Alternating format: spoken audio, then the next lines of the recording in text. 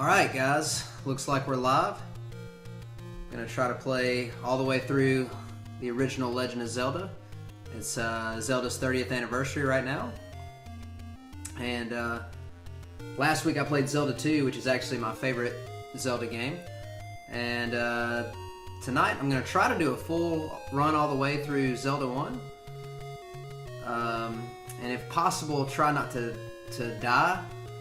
Although it's unlikely that that will happen. It's been a while since I played the game, so I'm going to have to remember everything, and especially the dungeons going through is going to be a bit tricky. But this game should take several hours, but it should be fun, so let's get started.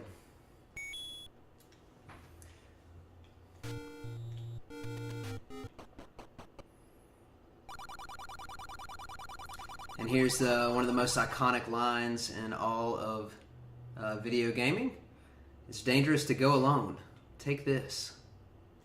And then Link stabs the old man and steals the sword. Alright, so obviously this game is significantly different than the original, than the second one, which I played last week.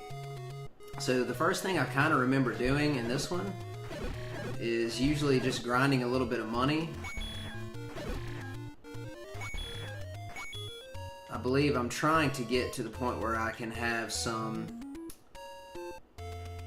bombs so that I can then make more money in some of the hidden passages, but also need to make enough money to get a candle, which I think is 60 rupees with a P, I guess. But even though I owned this game as a kid, I didn't get it until after we had Zelda 2, and I actually have played Zelda 2 many times more than this one. So my knowledge of this game is not going to be, super high, but it should still be fun to try to go through it. I actually find that I'm more likely to die anytime I play it in the beginning of the game because you just have so few, oh, very good, you have so few hearts. So if I recall, I believe there's a... there we go. And for anybody who ever sees this stream for some reason, if you have never played Legend of Zelda, the original, when you get to the point where you can select anyone you want, never, ever, ever take the potion. Always take the heart. You can buy potions later in the game. You cannot buy hearts, which, as you can see in the top right of the screen, gave me an extra heart container. But anybody who's seen the game would know that anyway. So I guess at this point, I'm gonna have to remember some other places where I can bomb. But I really want to try to get enough money to get the candle, the blue candle, and then that'll open up a few more spots for me to get more heart containers. And some extra money.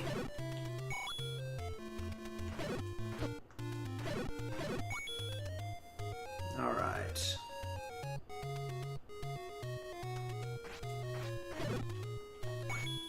Also at some point need to, on every board that you have water, there's this little water guy and he shoots stuff at you. And you gotta be able to buy a bigger shield to block it, which I don't have right now. So that's gonna be a problem.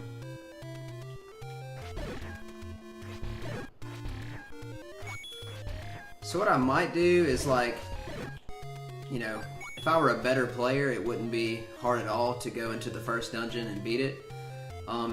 It still technically shouldn't be that hard. So I'll probably just go in there and try to grind up a little bit of money.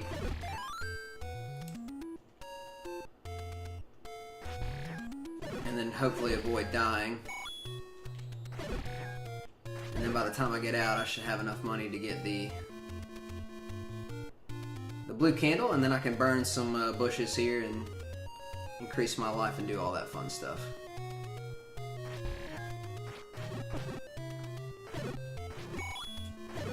I always like those red guys that go underground. They always give a lot of money.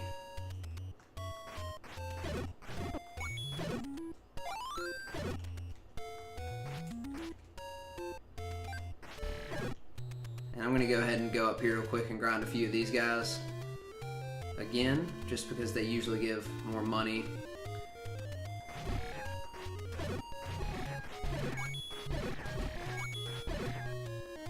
Alright.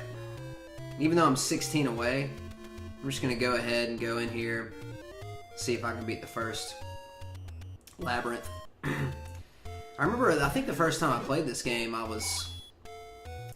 think I was 4 years old. It came out in 1986, but I don't think we got a Nintendo until 1987. And I remember my brothers who were older than me, like, they knew what they were doing and they could play. I was like 4, they were 13 and maybe 11.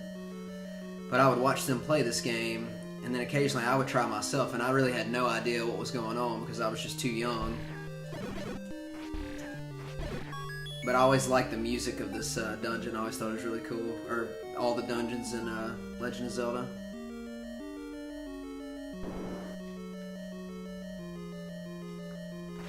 I like these skeleton guys too. They usually give some money. And right now, I'm kind of playing it a little safe since I've got all my hearts filled up. A lot of times I like to just shoot from a distance because that way I don't have to take any unnecessary risks. And I don't remember which all way I'm supposed to go. I do remember the first weapon that you get in terms of going down like into the dungeon to get it is the bow and arrow. For some reason I'm thinking that this is only going to lead me to get like a map or a compass or something, and that's like a waste of a key, but maybe it was the other way.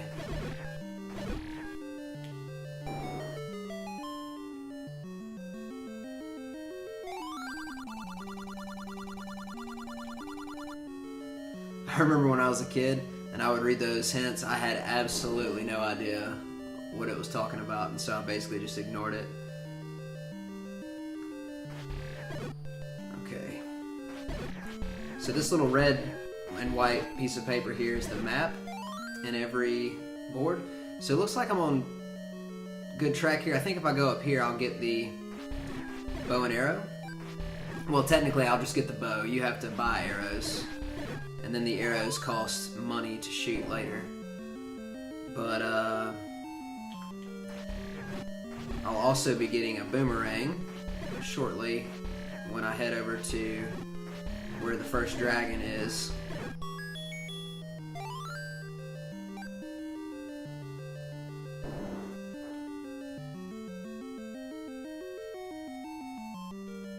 Oops. I deserve that. I got in a hurry. So there's your bow. There was a lot of funny things about this game when I was a kid that I always enjoyed, like, you know, he picks this giant bow and arrow up and then shoves it in his pocket or whatever, and then he carries around all these other things, like he's just carrying around bombs in his pocket as well. But, you know, it's just a game, so it's just for fun. And I always used to like to try to make pictures out of the maps. So the map to this one always reminded me of like an eagle that had part of its wing clipped on the left side. Or maybe some kind of like trophy, or kind of even in some way looks like a genie lamp. Anyway, going this way should get me to the point where I can get the boomerang. Yeah, this room should give me that. See if I can avoid getting hit by these guys. Oops. Now in the next room, I always try to kill as many of these guys as possible because you can make some decent money off of them, and then also eventually they'll stop coming, if I recall correctly. Yeah. So that got me a good chunk of change. Okay, so I should be able to beat this guy without dying, but I'm still somewhat nervous because I don't want to lose a life. So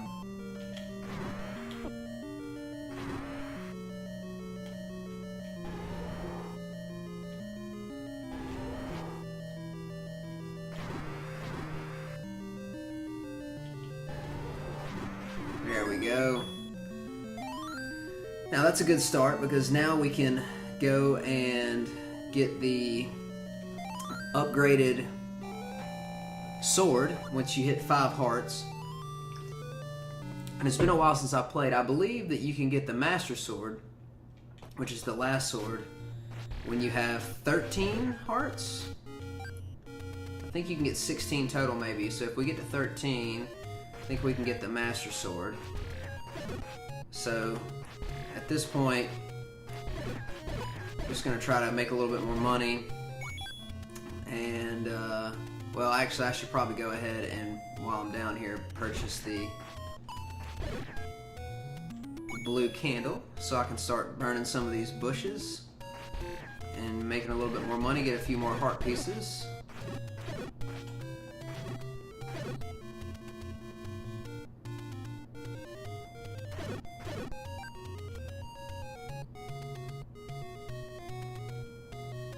You know, the mark of a good game, in my opinion, is one that you can come back and play anytime, no matter how old it is, and still have fun. And I have to say, even though this game is 30 years old, you know, and there's all new kinds of systems that exist that have more advanced graphics and storylines and stuff, this game is still a lot of fun. And it's not just the nostalgia. It's actually, like, legitimately fun to play. So if anybody ever happens to see this and, you know, you're younger, you've never played video games before, this really would be a fun game for you to check out at some point if you get a chance. And it's really cool that it's easily accessible nowadays. Like if you have a Wii U, you can just get it for like $5 on the shop, which is what I'm playing it on right now.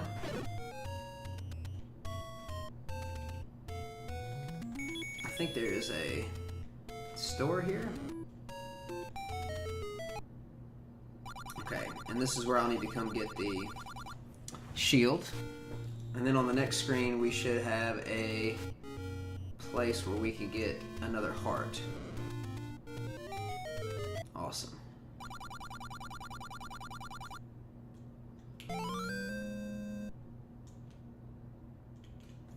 Alright. Now I'm going to make my way up. Oops, didn't think those guys would respawn that quick. I'm going to make my way up to the upper portions of the map to try to get the sword. And I actually don't remember where all the places are to burn, so I'll probably miss several that anybody who's played the game would be frustrated at me about probably, but I'll just try to hit up the ones I do remember.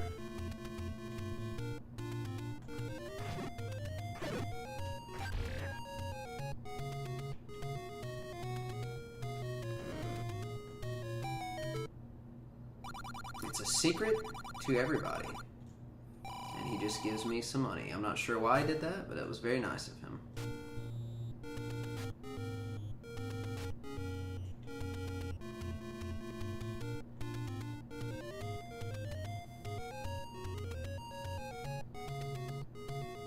And here we've got the rocks.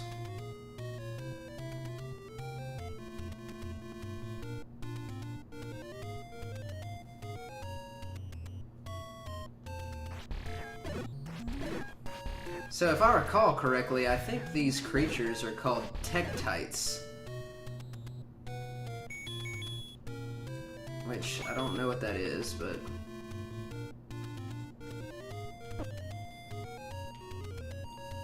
Alright, excellent. That guy's actually does a lot of damage, that blue guy.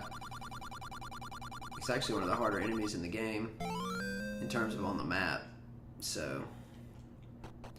I'm going to refrain from trying to kill him. But at least we got our new sword. I just always called it the white sword, since it was white. And we'll be keeping this one for quite some time. Okay, I don't need to go this way, because I don't need to go up at the moment. You can go in that waterfall, but if I recall, I think there's only like, you could pay for some tips or something, so I don't really need to do that.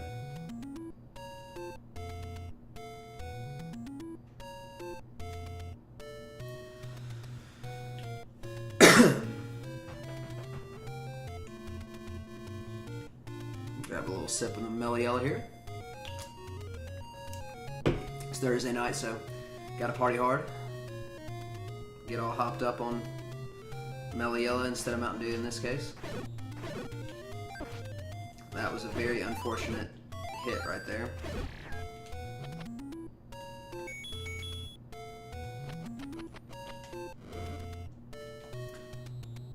So I need to save money to not only get the new shield, but I also need to get the blue. Seems like there's a... I need to get the blue ring so that I can get an updated armor. I'm trying to remember if there's a spot on here I can torch. I wonder if this is one I have to pay for.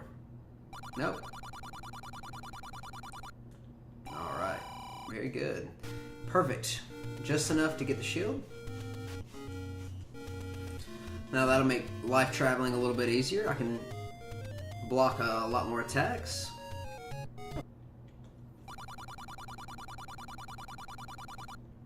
And at some point I'm going to have to purchase some meat. I think there might be a place where I can get it for cheaper than 100. But you have to have it to get past a certain place in, I want to say the 5th or 6th labyrinth. Oops. Probably need to be using that.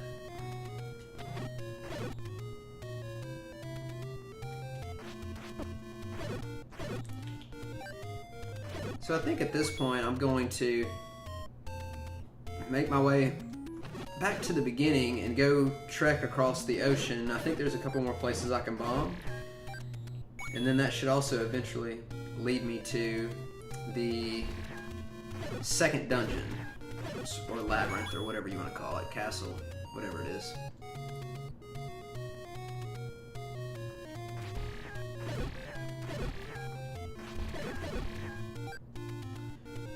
Also, obviously, I mean, I think it goes without saying that the music in this game is totally iconic. And, you know, in terms of people who play video games, this is one of the most well-known pieces of music, other than probably the Super Mario Brothers theme.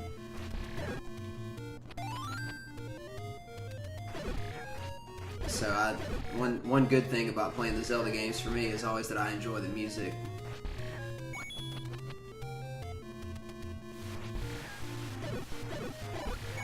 Oops. Man, I'm getting really lucky on the heart drops right now.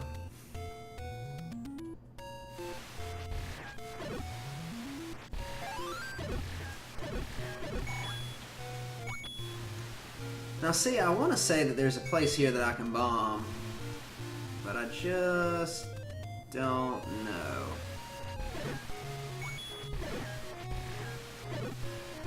And I don't think, if there is one, I don't think that it has a heart in it. It might just be money, so I might just skip that for now.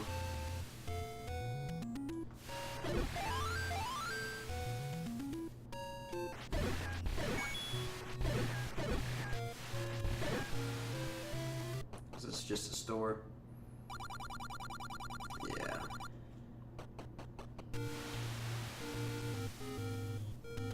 Okay, I can't get that heart until I get the ladder, which I believe I get in the 4th dungeon? 3rd or 4th.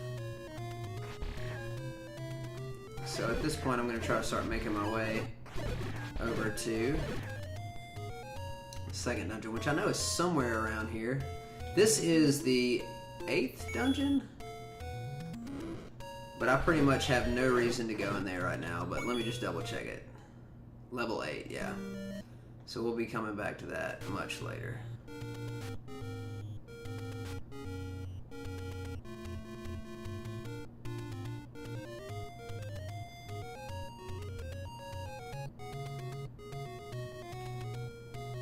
I don't know what's over here.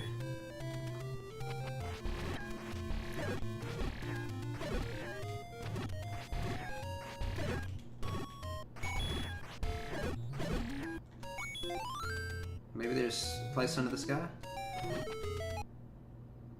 Alright, awesome. Racking up. Well, that's only worth 10. Okay. I think there's also a hidden path right here. Let's check it and see.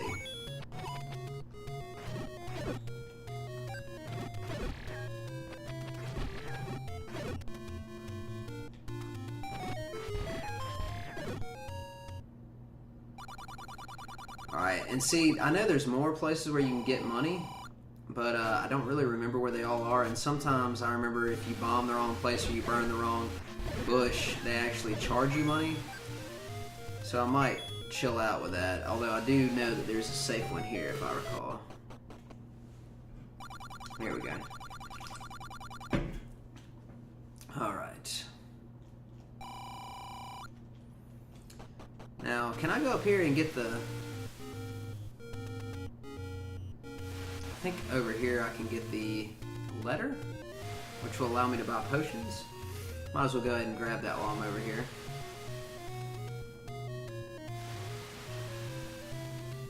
Or is it over here?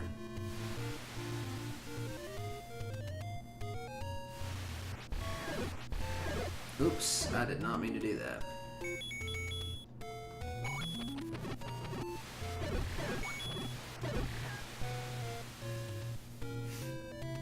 Yeah, here we go. This is where the letter is.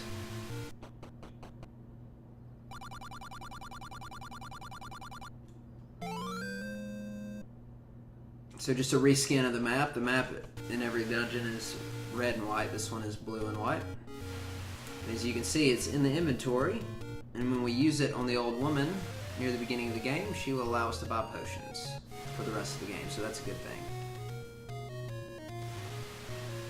So now at this point, we've got, I think the second dungeon is right over here.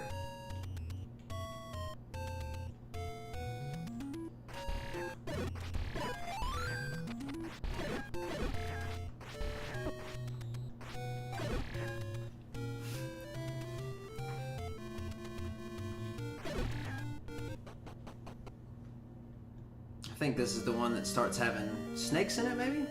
Let's find out. Yep.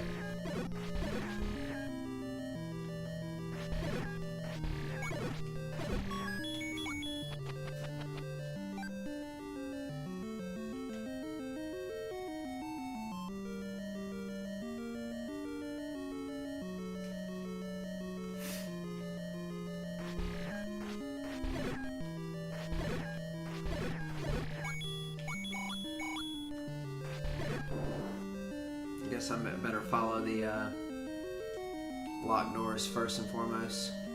It's usually a decent rule.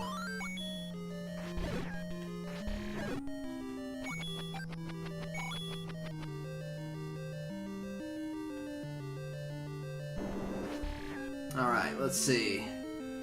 I always like the color palette of this one. I'm a big fan of blue, so I always like this one. Now we've got a map here, so I can see that I've, here the yellow part, I can see I've been in the room bottom. Also, a lot of times I try to avoid going in the locked doors unless it's absolutely necessary.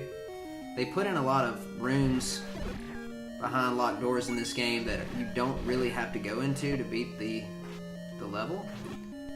And so if you can kind of save up some of your keys, it gives you a little bit more leeway down the line.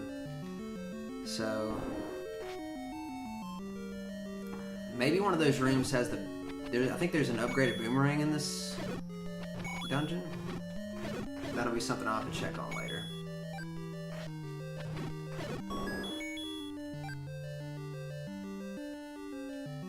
Here we got the fire guys, yeah.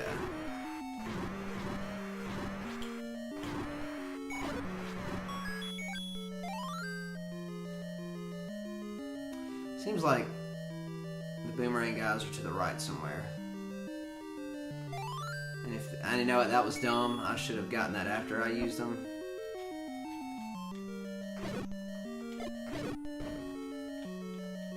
And I wonder if I can go down here as well. Let's find out. Very good.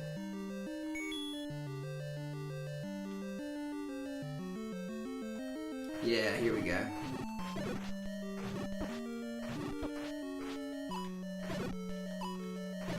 Boom, there we go. That's what I was looking for right there.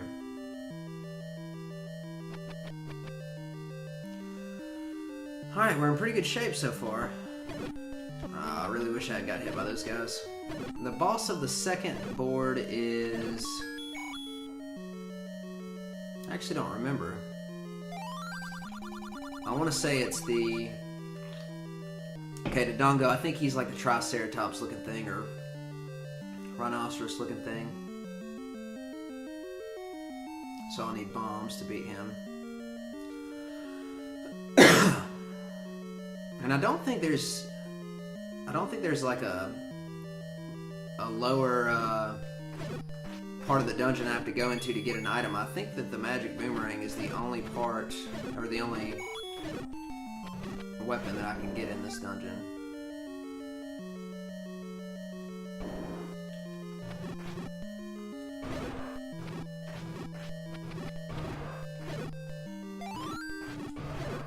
There we go.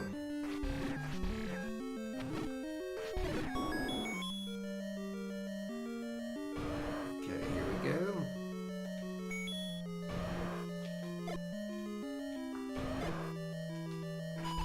And that should do it.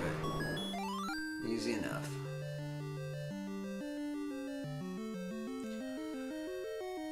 I'll have to think about this as I go through. It'd be really dumb if there was an item in there I was supposed to get that I missed, but I'm pretty sure there isn't. So, but if I figure it out later that I'm missing something, I'll just come back.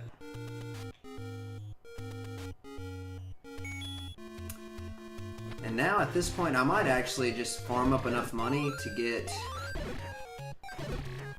the blue ring. Or I might just wait until after the third dungeon. We'll see.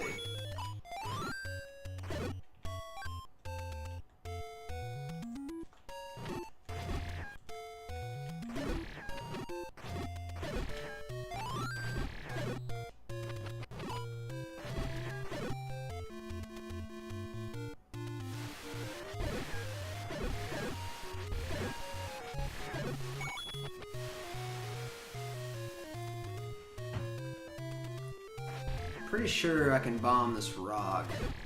Let's find out. Okay.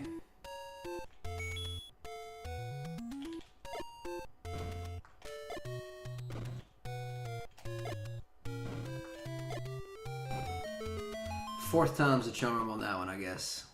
Oh, that's awesome. I forgot that this was in here. So that's 8. I think we've already filled up our bottom row of hearts. We're on a pretty good schedule here.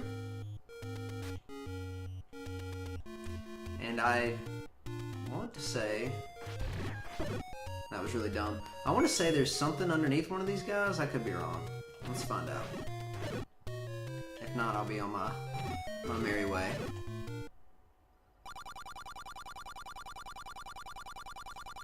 Okay, I don't care about that.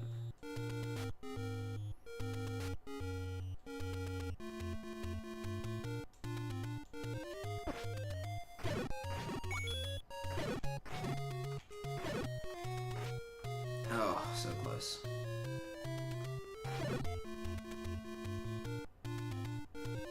That was not smart, and I'm not gonna reach it. Oh, too bad. Okay, I'm just gonna keep going.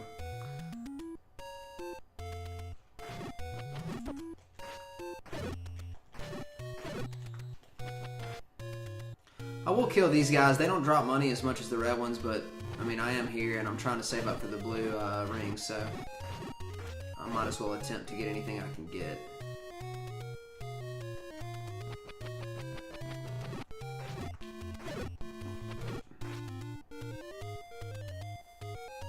One thing that I think is really funny about streaming, which I'm really new to streaming, is, you know, I'm always trying to double check to make sure that it's working on the channel like it's supposed to. And so, like, a lot of times I will look over, you know, 10, 15 seconds after I do something really stupid and get hit or get hurt or something, and then I see myself do it again. So it's like a extra punishment to remind you that your mistake is going to live on.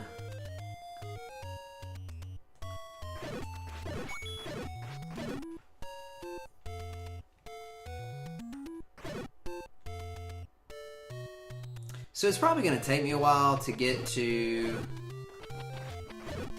250 rupees. Well, now that I say that, I get a little bit, but I don't know. I guess I could go ahead and grind out another 36. I think it costs 250 to get the blue ring, or I could just go ahead and try to beat. I think what I'm going to do is I'm going to go ahead and purchase. I don't need this right now, but I am going to need it later. But I think there's a way to get a cheaper one than 100. I think I might go ahead and buy the arrows for 80, because I should make a significant portion of rupees in the dungeon. So I'm gonna go ahead and purchase that while I'm here. I'm real big on efficiency, and I hate like when you get to 250 and then keep getting rupees, but I think it's 255 is your max. You can't go past 255. So I'd rather just be right on the money when I leave, as opposed to getting 255 halfway through Dungeon 3 and then just sitting there trying to collect, or sitting there collecting rupees that I can't use. Well, where is the arrow?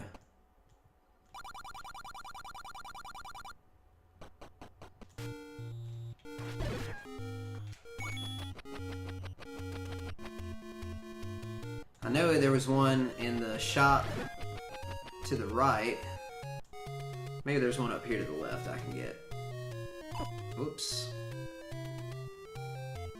Also, I guess I could go ahead and get some potion just to mitigate any kind of mistakes that I make in case I'm almost dead in a dungeon from too much damage.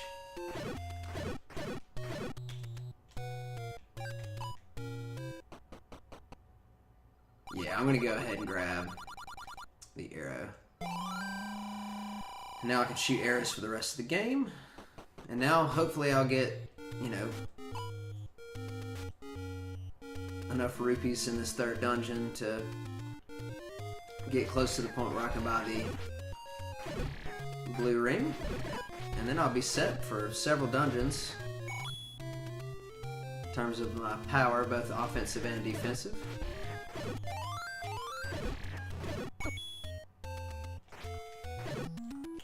The more money you make at the beginning, the more powerful stuff you can get, and it just kind of mitigates, you know, a lot of times I find grinding things out, even though it takes a little bit more time, since I'm not a great player, it sort of protects me a lot of the time from making too many mistakes and taking a death that I shouldn't take in the middle of a dungeon or something.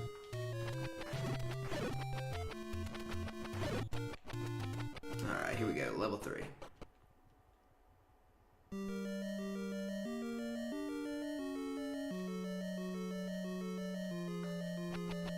These blobs, I really like them too. A lot of times they drop good items and a lot of money. Oops.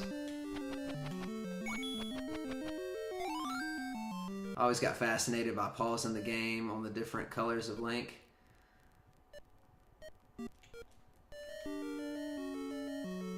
Which, this is one of those games where you actually pause with the select button, because the start button takes you to the inventory. So that's sort of a rarity in games a bit. Alright, and these guys are called Dark Nuts, and I just call them Knights. And these are some of the main enemies actually that cause difficulty in Zelda 2. A lot of the times those guys are guarding the items that you need in the castles. Here they're still very difficult, but it's a bit of a different fight than in Zelda 2.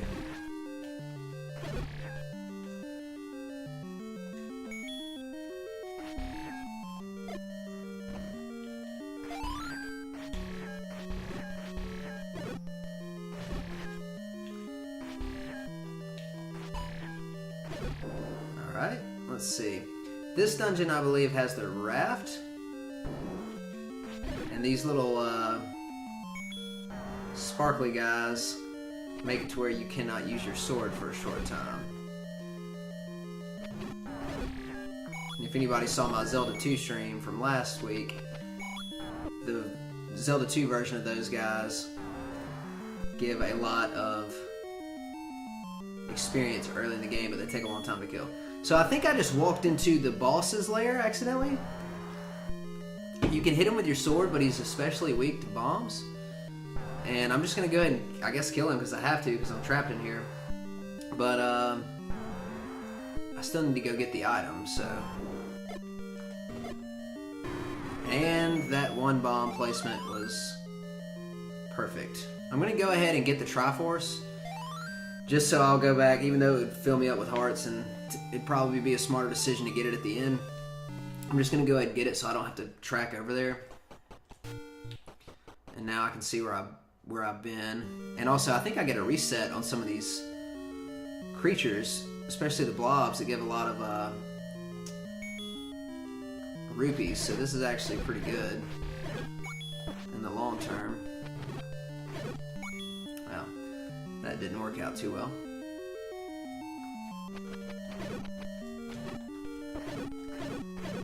Taking a lot of unnecessary damage from the blobs here. Okay, I'm gonna skip the Dark Knights. I think I'm just gonna go straight up first.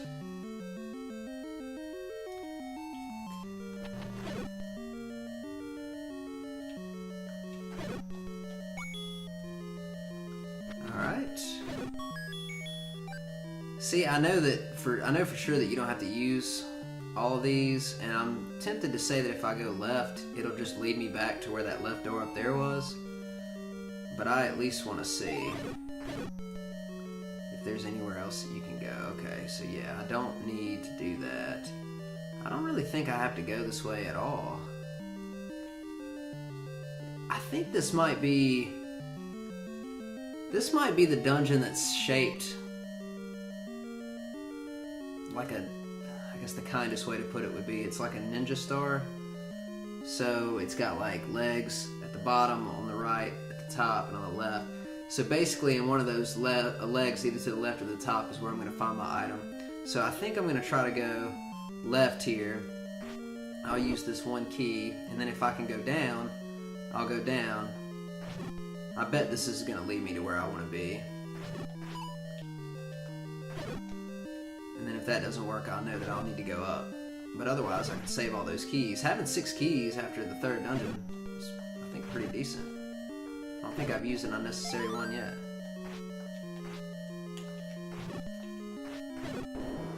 Alright. And this is a room that I do not want to mess with, so I'm going to go down here. And excellent. And just like I mentioned before, I always get super, you know, sort of, I think it's really funny when Link comes on this huge item, and then he grabs it and like lifts it over his head. Like, number one, you couldn't lift a giant raft, and then number two, like, how does he pull this out of the dungeon? If this thing were like real life, this would be, number one, who would put a raft in a dungeon? But then secondly, what would you do with it? But he's just gonna shove it right in his pocket, right there.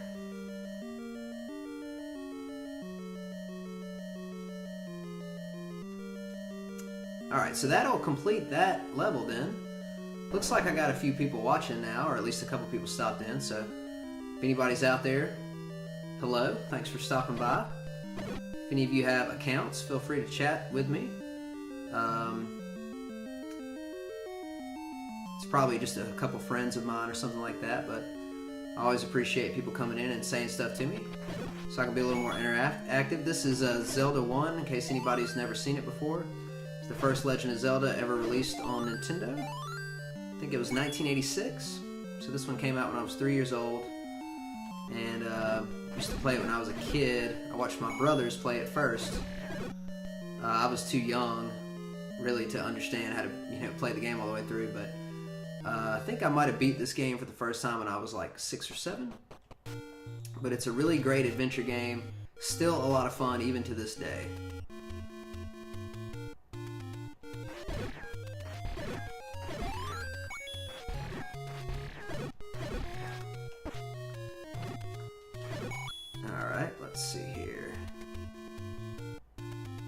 this point, I think what I'm going to do, you know, I'm doing pretty well so far. I didn't quite get to the 250 mark. I might just go ahead and truck on down and get the... Actually, you know what? For the sake of time, I mean, I'm doing pretty well. I might regret this later, but I'm going to go ahead and buy my first potion. And then I'm just going to go ahead and run the 4th dungeon. And then when I get out, I'll farm up enough money to get the blue ring, and then I'll take the ladder, which I get in here, to go get the extra heart pieces near the beginning of the game by the sea.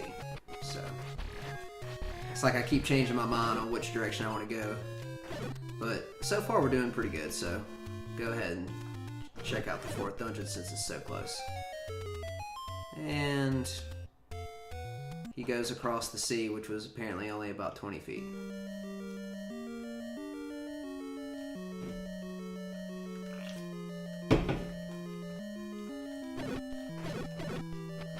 And also, those of you that are watching, I learned this by watching AVGN episodes. Those bats are not called bats, they're called keys, or keys. So they're keys, they give keys. I don't know what that is, but okay.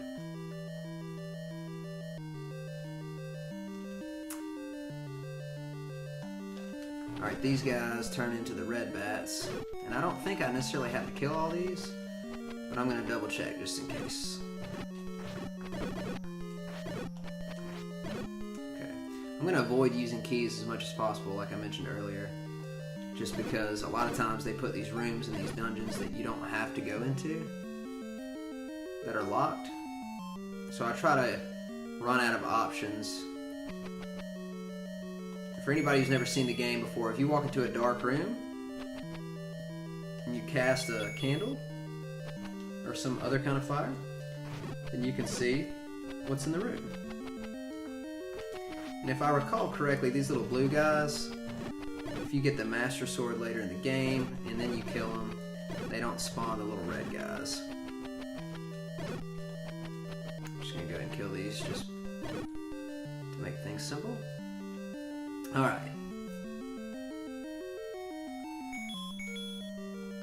Also, this board will become a lot easier when I get the weapon in here, or the item. It's going to be a ladder, which will allow me to step over these blue stripes. I don't know if you would consider that water or what, but there's other ones that are red later. I guess maybe they're lava. Never really thought about that as a kid. Like, what are those things? I don't really know.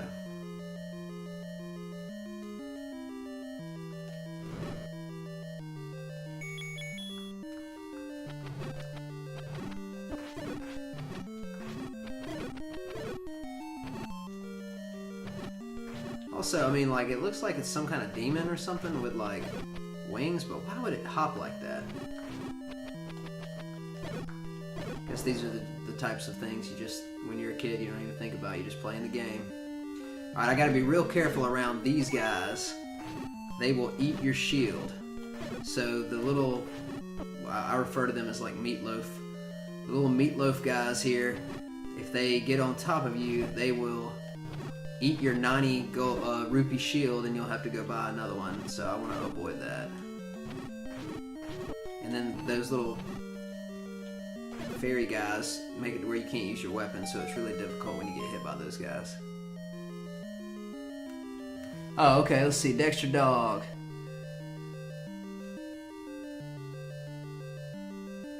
Oh, yeah. I don't know if you are still here. Sorry, I'm not used to a lot of people entering the chat because I'm new. But Dexter Dog, if you are still out there, nice to see. Oh, it's Alan. Okay. Hey man, thanks for stopping by. And yeah, I enjoyed the Zelda 2 run last week. I hope that's what you're referring to. And yeah, I actually do like the music in Zelda 2 better. Zelda 2 is my favorite, but this one's still pretty good, so.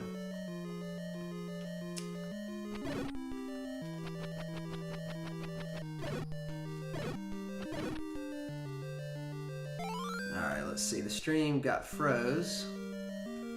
Let me see if I can fix it.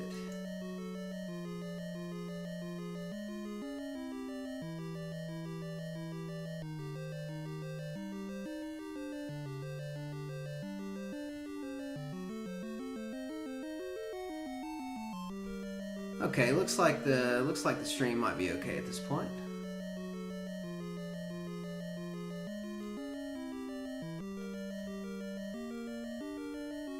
But again, if for some reason if the stream wasn't working a minute ago, I got a comment from Dexter Dog, and I just wanted to say thanks for stopping by. Feel free to type more in the chat if you're still here. Yeah, I played Zelda 2 last week. It was a lot of fun, and I agree with you that Zelda 2 music is better, or at least I like it better. But the original Zelda 1 overworld music is super iconic, so still pretty cool. Okay, I think I just walked into the room that I cannot get across. Yeah, I can't get across. So this was technically a waste of the key. But now I just gotta figure out where I need to go. So I'll make my way back over to the left. I think the next place I need to go is up right here.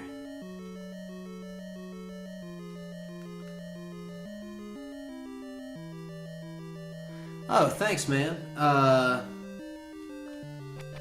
So again, Dexter, like I was saying earlier, I'm new to streaming, so a lot of times I'm not used to looking at the chat because typically there's only like 1 or 2 people watching, if any. But yeah, man, I'm not super duper like pro with Zelda 1.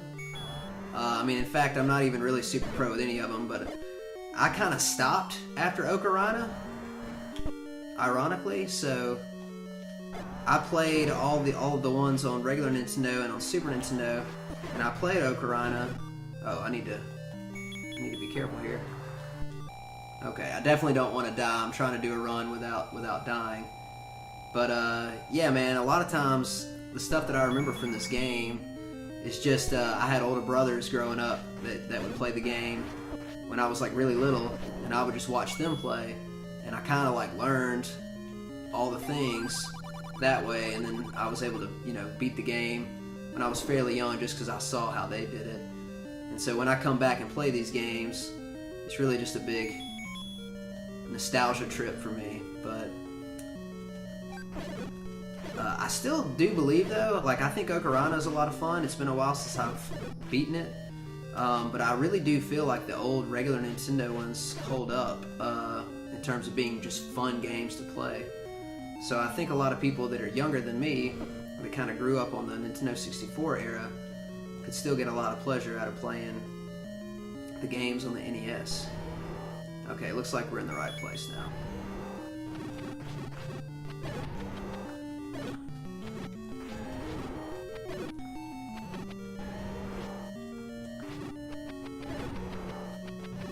Let's see. If I recall, let's see, we're in level 4. I want to say the level 4 boss is the dragon guy, so I'm probably going to end up having to use my blue potion. And even though that's a bit of a waste of money, I'd rather do that than die and have to backtrack. So, here we go.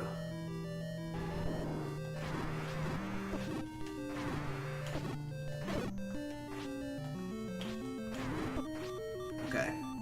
I don't want to take any risks, so I'm just going to go ahead and drink this. Keep the run intact. This is actually what I was referring to earlier. If anybody was watching, I said that a lot of times I try to set things up earlier in the game to make it easier for myself. So like a pro person would probably not even get hit by that dragon, but I carry the potion with me so that I can make mistakes and not have to start the game over. Alright, well that was actually pretty quick. We got through the 4th dungeon. I really do need to farm up money to get the blue ring probably before I go to the 5th dungeon. But I can actually get 2 more hearts, which will then put us at 12, and once we beat the 5th dungeon, we can grab the Master Sword, which will put us in good position for the 6th, 7th, and 8th dungeon.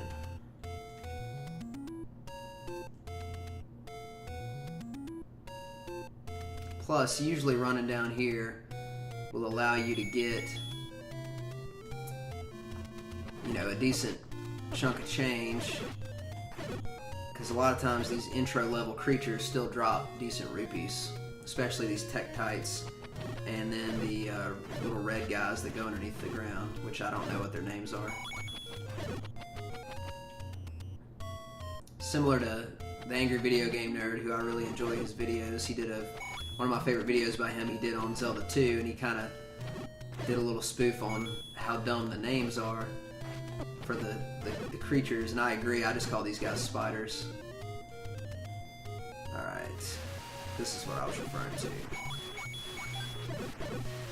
Good, we've got a lot of rupees there. And we're going to get two, if I recall correctly, two different heart pieces over here.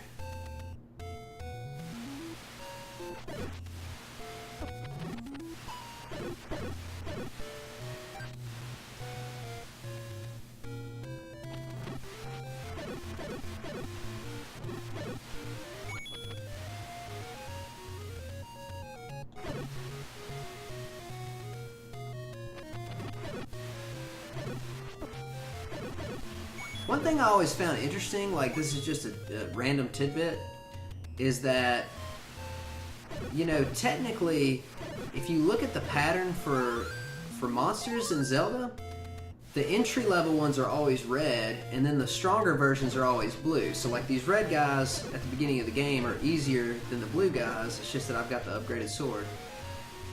And then later on down the line, you know, the knights, the dark nuts, the easier ones are red, the harder ones are blue. The Tektites, the harder ones are blue. But when you upgrade your armor, the blue one is the second one, and the red one is the last one. So it's like red is the most powerful color for you, but it's the weakest color for your enemy. So I'm not really sure why they did it that way. Seems to me like if they were going to keep the color pattern the same in the game, then you would go from green to red to blue. But maybe I'm just overthinking it. Well, actually, you know what? Even the boomerang, which is blue now, the first boomerang you get is red, and it only goes halfway across the screen, and then it updates to blue. But ironically, they can't even keep the item colors consistent because the candle is blue, and you can only use it one time per screen, but later you get an upgraded version that's red that you can use twice. So I'm not really sure what they were doing with that.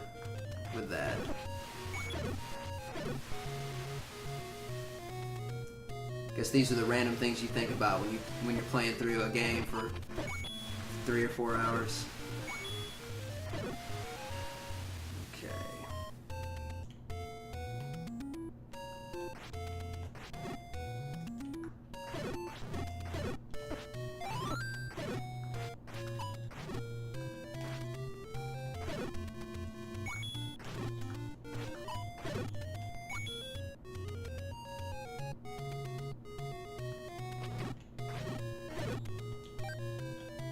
I think I need to go up here to farm a little bit more money. But yeah, so kind of back to what I was saying earlier, Dexter, I appreciate you commenting and asking questions or just saying stuff. You know, feel free to add anything if you're still around, or anybody else if you got an account. Add as many questions as you like. It'd be great for me to interact with people as opposed to just kind of talking into the nether. I'd also like to get other people's perspective on, you know, any Zelda games they've played or what their favorites are, or if they've ever played this game or have any good memories with it. A lot of the reason that I play these older games is because, you know, they remind me of being a kid, and a lot of times my initial memories with the games are not even my own, it's watching my older brothers, so just a lot of nostalgia for me to go back and remember what it was like playing these games for the first time.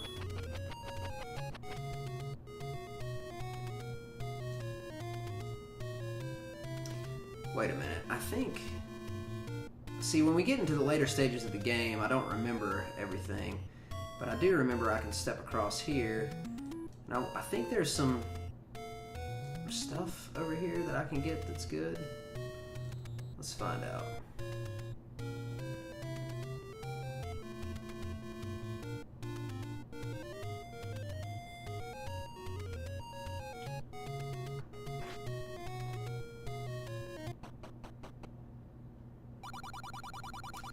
Already got all that stuff.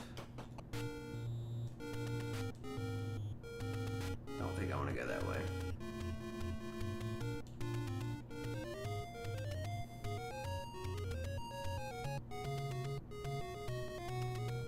Okay, so there is a place where you can travel around, and I believe... No, I don't think it's these guys. Maybe it's up here. Maybe I just walk past it. There's some place where, there's some place up here where you can get the power glove. Alright, we got another comment over here. Let me see. Oh, speedrun. Okay, yeah, I've beaten the game without dying before, mostly by just being super careful and, you know, taking time to grind things out.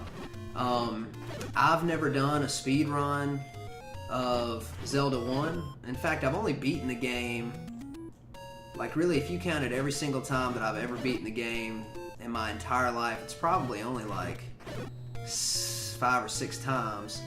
So I've never really been, there we go, we got the power glove. I've never really been good enough to speedrun it, or never really tried to practice doing it.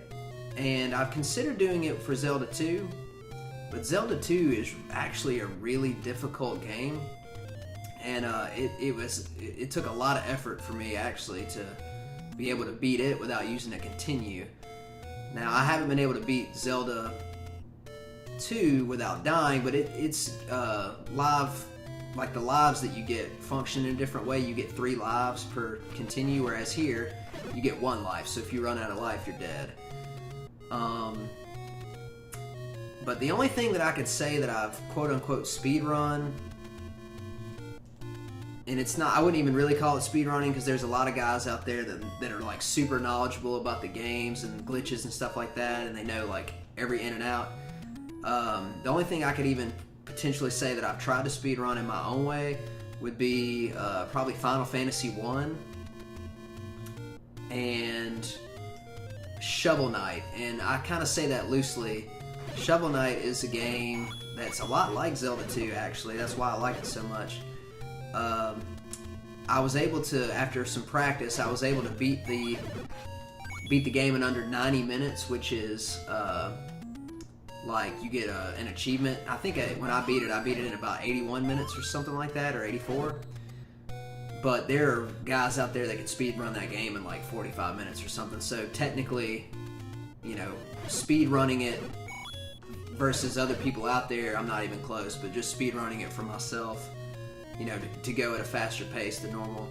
Those are probably the only 2 games that I've tried to speed run.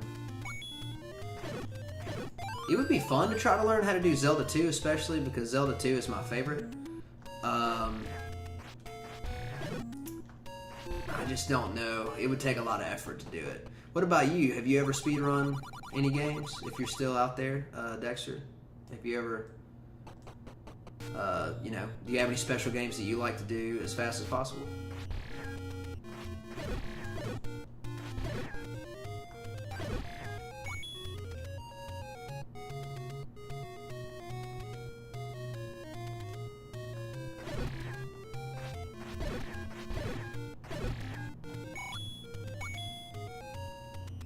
Alright, we're getting close here. Just need 19 more rupees. And then I'll probably brave the 6th dungeon without a potion.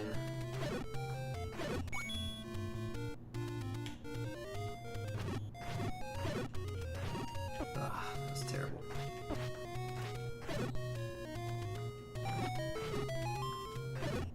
This is where I get it. Yeah, this is what I was talking about earlier. I can get the meat for 60, and I really need to get that. I don't know if I have to have it for the 5th dungeon. I don't think so. I think I gotta have it for the 6th, though.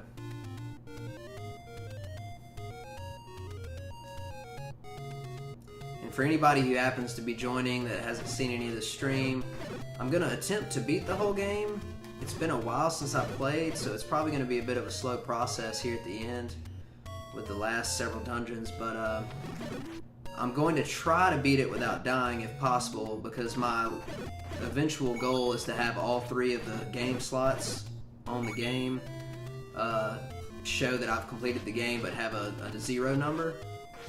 I was able to do that with my Game Boy Advance version of Zelda 2,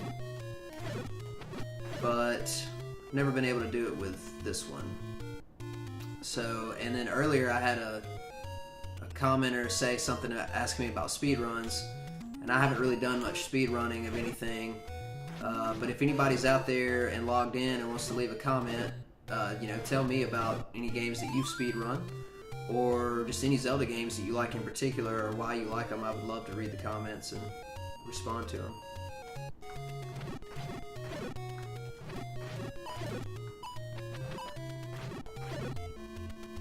Don't even need that.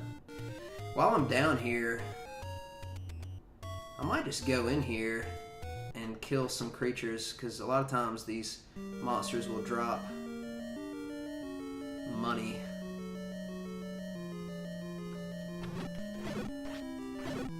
I was going to say it wouldn't surprise me if we got the 250 in this room, and then lo and behold, there we go. Okay. So let's go by the blue ring. And then we will head off to try to beat the 5th dungeon, which, if I recall, is at the top of the mountain. So at the end of that, I should be able to get the Master Sword and another. I should have enough money to get another potion. But then, I forgot, I'm going to have to buy the meat. So I've got some grinding to do in terms of money.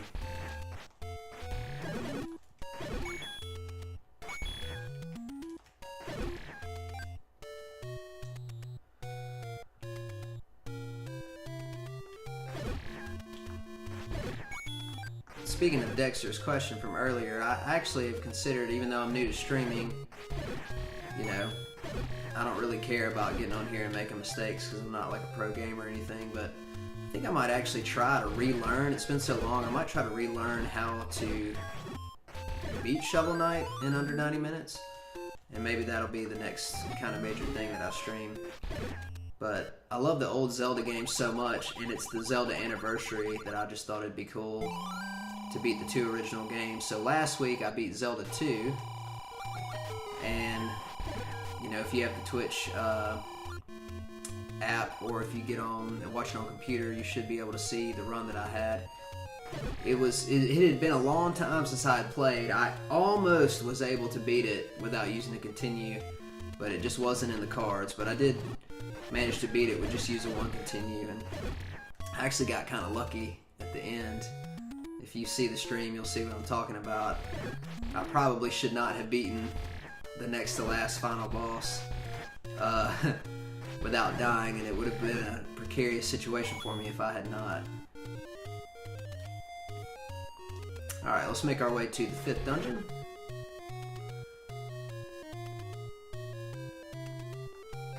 And it looks like we got, or at least it was showing to me earlier that we had 4 people, which is the most that I've had for tonight's stream, but that's still really cool. So if anybody's watching and has any comments, I'd love to respond to them.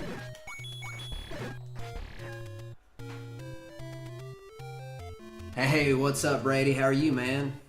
Good to see you stop by for a second. Just trying to beat Zelda 1 here. Managed to get through the one last week.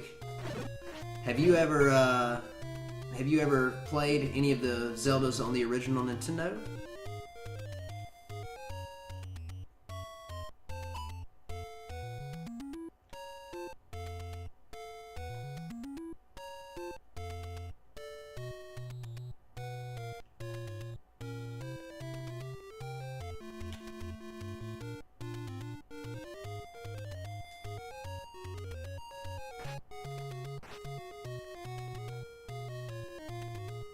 Okay, so anybody who's never seen this game before, you know, now, in today's era, you can just get online and find out what to do. Back in the day, you basically had two options. You just walked around and tried to figure stuff out, because this was in the 80s, or you would have a subscription to Nintendo Power magazine, which would sometimes have the secrets in it. And I remember that my brothers bought the very, very first edition or issue of Nintendo Power, which had a full map of Legend of Zelda in it, if I recall correctly. So when I was a kid, I would use that to help me. But for anybody who's never played the game, we're on this mountain part where when you go up, it's just the same screen over and over again. But you just have to keep doing it. If you just keep walking up, I think it's after the 4th or 5th time, you'll hear the music for solving a mystery. There it is. And now we're at the 5th level. So Brady says, I have not played any of the NES games. My oldest experience had been with N64 and GameCube. And yeah, Nintendo Power magazine. I actually had a subscription for several years when I was a kid, and I know they're still somewhere. I don't think I ever threw them out, but I don't know where they are anymore, so I should probably find those in storage at some point. These little rabbit head guys are really interesting. They only die in this game to... you have to hit them with your sword, but it takes a long time, or you can shoot them with an arrow. But in the original Zelda on the Famicom in Japan, like the original Nintendo is called the Famicom, the second controller had a microphone in it. And these guys are called Pole's Voice, and if you yelled into the microphone, it would kill all of the Pole's Voice on the screen. I've never done it myself because I've never played a Famicom, but I have seen it done on videos on the internet.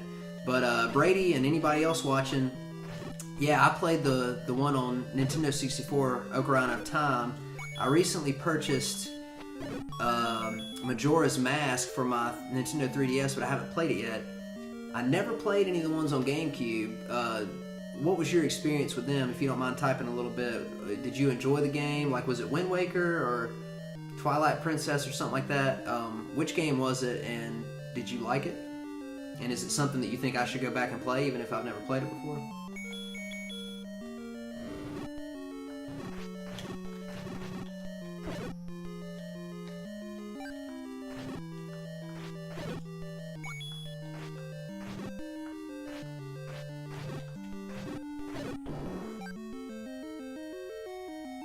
Which, by the way, I'm going to have to be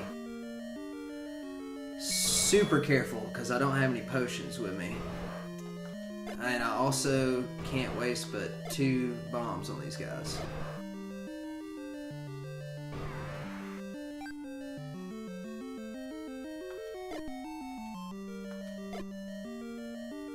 Because I only have 8.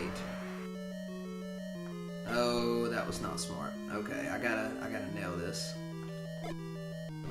Terrible. Okay, I'm gonna have to come back and kill that guy. That was really poorly executed.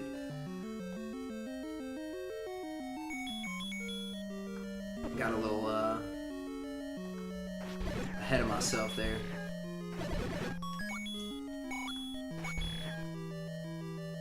Guess I'll just keep the candle equipped for now because it might turn dark on me in some of the other rooms. Sometimes these mummies will give bombs, so maybe I'll get lucky.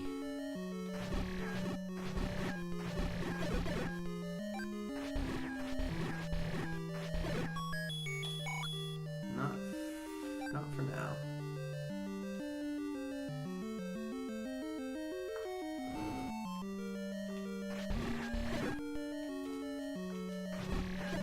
Awesome, there we go.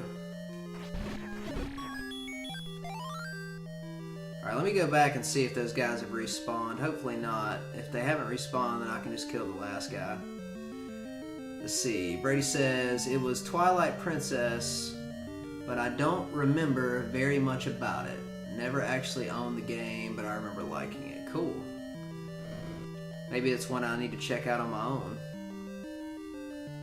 I think I recall having some friends that played it in college that really liked it. The GameCube came out my freshman year of college, which goes to show you how old I am.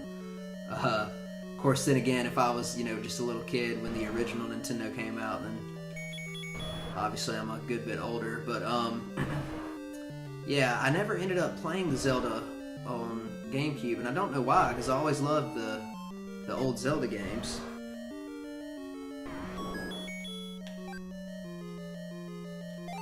I think I'm gonna go ahead and just go up here to grab this map. I don't think those guys will respawn like immediately after me killing them.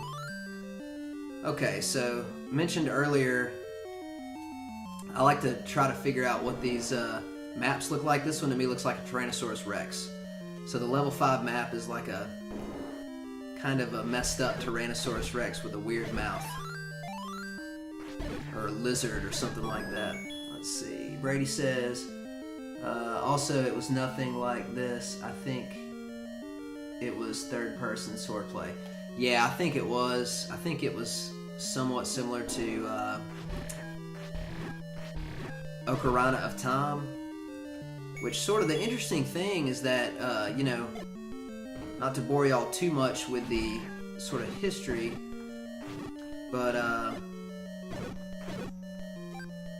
I'm just going to use this because I'm about to get 4 back. Not to bore y'all too much with the history, but, you know, this is the very, very first Zelda game. And it's a top view. And then the second one, which I played last week, was mostly a side-scroller. So even though it had some top-down elements. So some people didn't like that, and then the third Zelda, oh boy, this is going to be a hard route. These blue guys are tough. The third Zelda was the one on Super Nintendo, A Link to the Past, which a lot of people, you know, depending on how old you are, some people think that that one is actually the best of the entire series, and a lot of people consider it to be the very best game on the Super Nintendo. It went back to a top-down approach, so it looked like an upgraded version of this one, and it is an absolutely excellent game. So then the fourth game was on Game Boy, and it was top-down as well. So technically, there was, you know, 3 of the first 4 games in the Zelda series were top-down. Ocarina of Time went 3D because of the capabilities of the Nintendo 64, and since then, most of the Zeldas, if I recall, I mean, I haven't played very many, but a lot of them, if they were on an advanced system, like other than Game Boy, they were 3D. So, like third-person swordplay, so you're exactly right about that. And I really liked Ocarina of Time, but in a way, I mean, I kind of feel like even though these graphics are clearly worse, I still have just as much fun, and some of it might be nostalgia, but I have just as much fun playing these older games as I do sort of the 3D ones.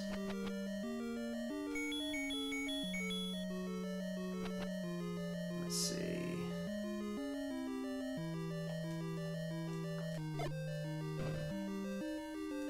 I think this room is just empty. Okay.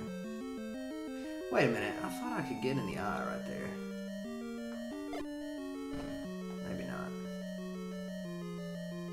And I doubt I can go over here. I don't even know why this room exists. Oh, okay.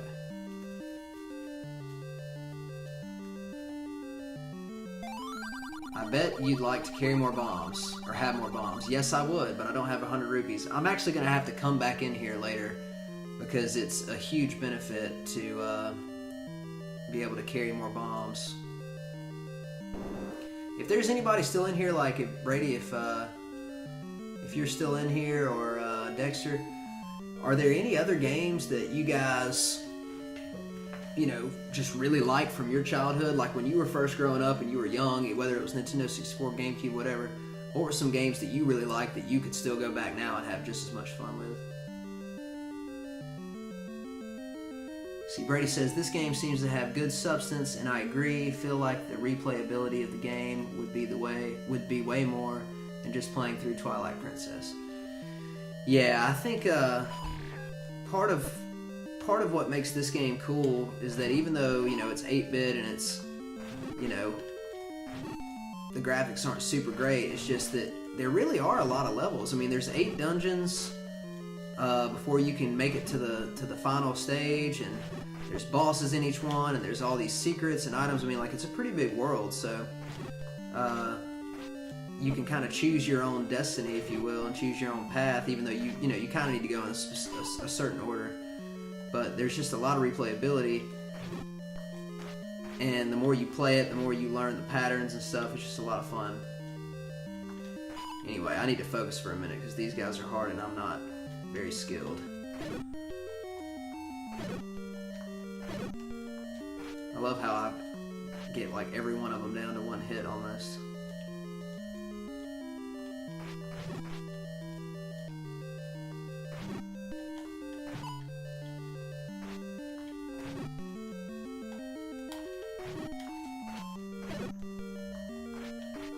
Oh boy. Here we go. Only two. Do this. Now, was I already in here earlier? This might have been where I started. I need to at least bomb before I get out of here.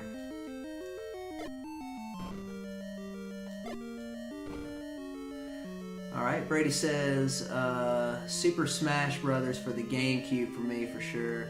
Put actual years of my life into that game.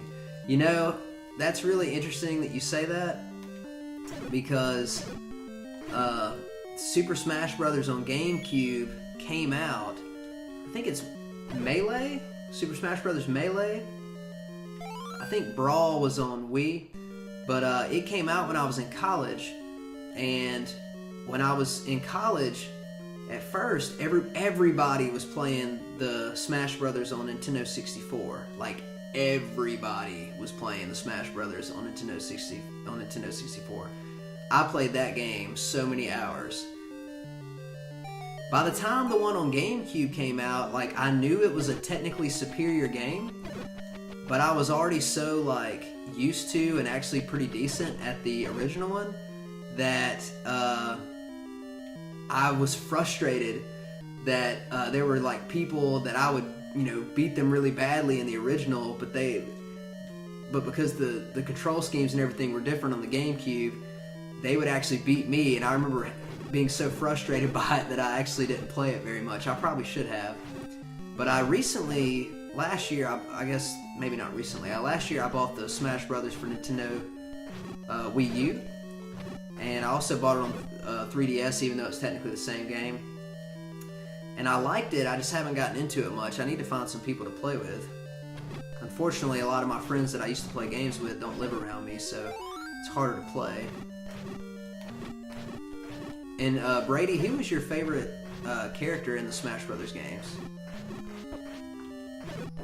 Also, Brady says, pulled my first ever all-nighter as a kid playing Melee. I can identify with that for sure. That's cool, man.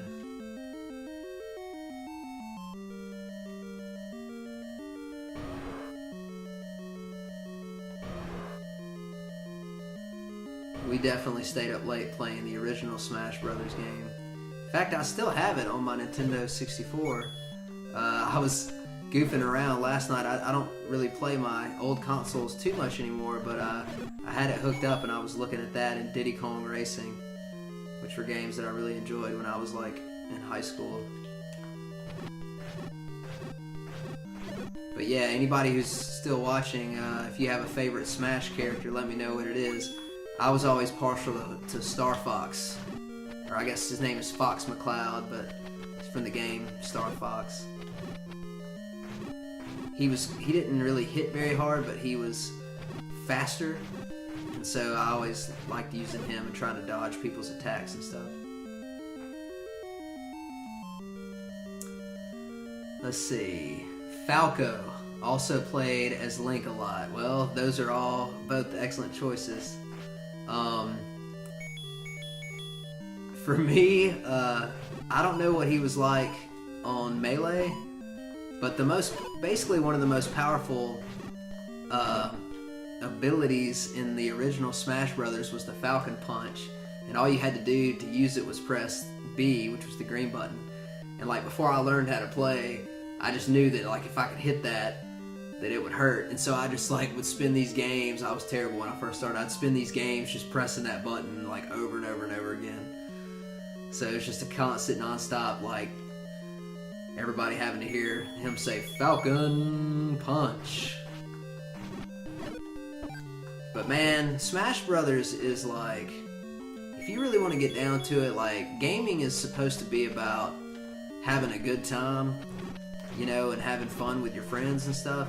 Like, Smash Brothers really just nails it. Like, what a fun game. You know? you can improve at it, but it's not like you got to be some great gamer to be able to play. You can just fire it up and play with friends, and even if you have people come over that don't play video games, you can kind of teach it to them relatively quickly, and they can play with you. So it's just a really solid, good franchise, and a really smart decision, I think, by Nintendo to make a game like that.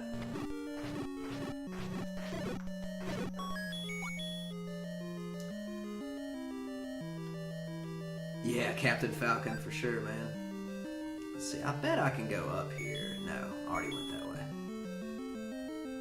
So the only reason that I'm gonna attempt to do this here is because I'd really like to get some parts, hopefully, from some of these guys. But I don't recall the last boss of this board being all that difficult. I think the only thing I have to do is use the flute. Because he's invincible right now, but if I use the flute, he'll turn small, and then I think I just gotta hit him a few times. So, I probably should have just gone ahead and done it. But if I'm careful here, maybe I can get a couple more hearts. Maybe not. Or I can just get hit. Okay, I need to quit being stupid and actually pay attention to what I'm doing here.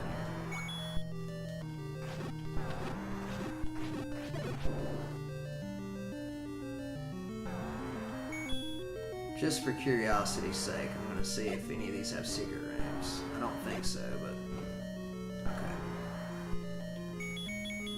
Alright, hopefully I can beat this guy without dying. Here we go.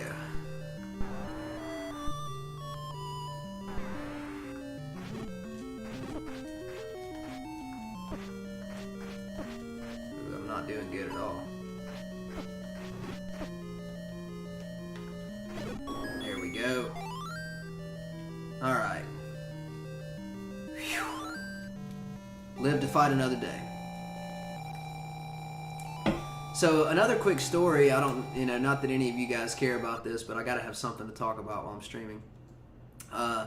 Another story about Smash Brothers is that, and I kinda I'm gonna use this as an example to talk about, gaming in general. So, now in today's era, especially with a lot of even the console games having online components, if something is out of whack and is too powerful, the programmers can go back and put in a patch and sort of fix it, So, now if you're playing Smash Brothers on Wii U, if somebody has a skill set that's too powerful, they can find ways to go in and fix it and, change the game. Well, on Nintendo 64, there's no online component, it's just a cartridge. So the game is what it is, and I'm sure it got released after a lot of testing, but at the same time, they can't catch everything. So we had to patch the game ourselves because we noticed several things. Like, number one, the first exploit that we found was that people could be Donkey Kong and throw. And you would pick a player up, jump off as far as you could off the screen, throw them, and then he could use his third jump to get back on, and they had no chance. So basically anybody who played Donkey Kong would just always win because it was like a you never lose button or whatever. So the first rule we made was, and actually, I should take this back. I didn't actually make this rule. I think this happened in my college dorm the year before I got there. But this was something that, I found out about. So basically, the rule was that you couldn't use throws because throws were too cheap. So you couldn't play Donkey Kong anymore if throws weren't allowed because technically a lot of his other abilities were not very good.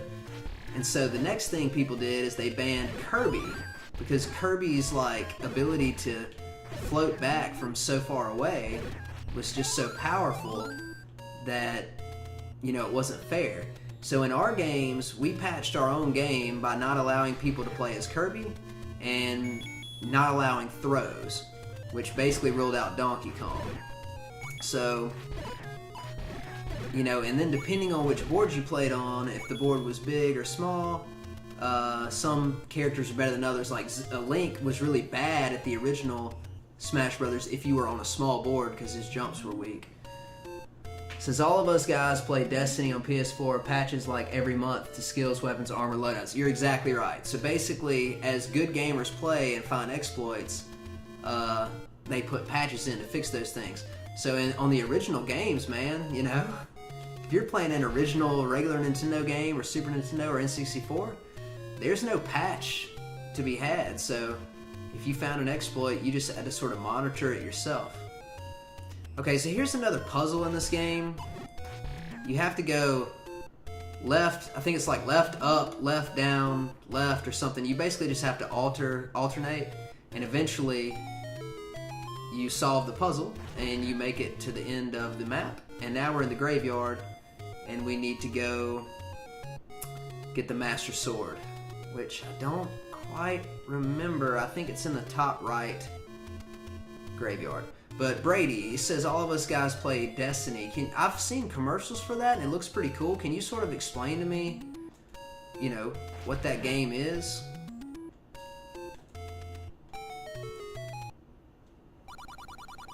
And for anybody who happens to be watching right now that's never seen this game before, you could not get this sword unless you had 13 hearts, and we just got our 13th heart.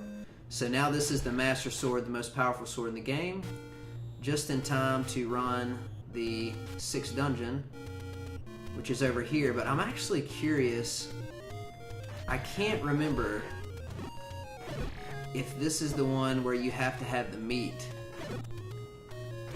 There's one dungeon where you have to have meat to give to somebody or else you can't go on. And this one might be it, so I'm going to just be careful. And since we got our path over here, I'm going to go ahead and go back and buy the meat since I have 60 rupees. And then I'll take it with me. I actually need to farm up more money though, because I need to get some medicine. Y'all might have to just humor me for 5 or 10 minutes while I try to make money.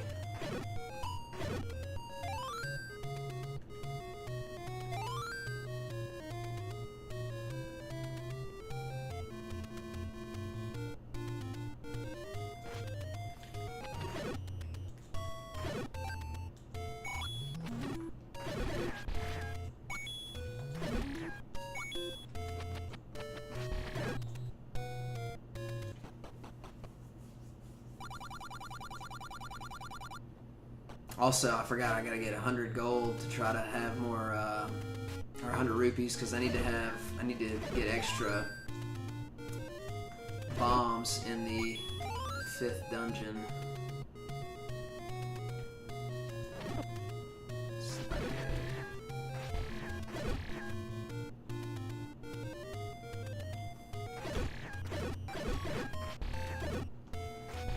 And if I recall, I think these guys, whatever these guys are, they were like way huge in Ocarina of Time. Like they were like some big huge monster that you would like run into out in the field that would follow you around. Maybe it was those guys. Well, that was not good.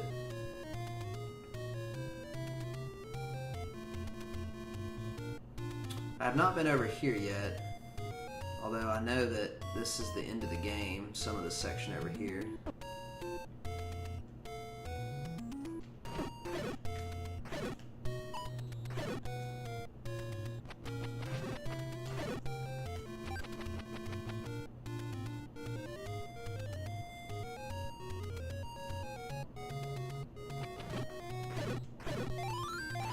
Well, of course, as soon as I get the health, I get hit. Alright, let's see.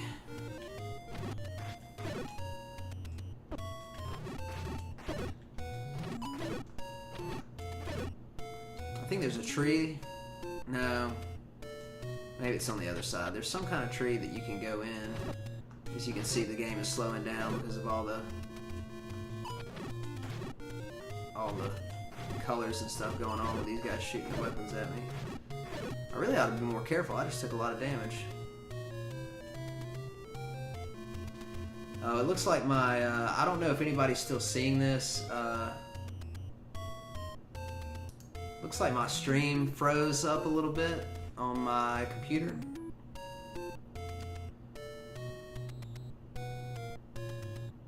see if I can get it back running again. Okay, I think we're going again.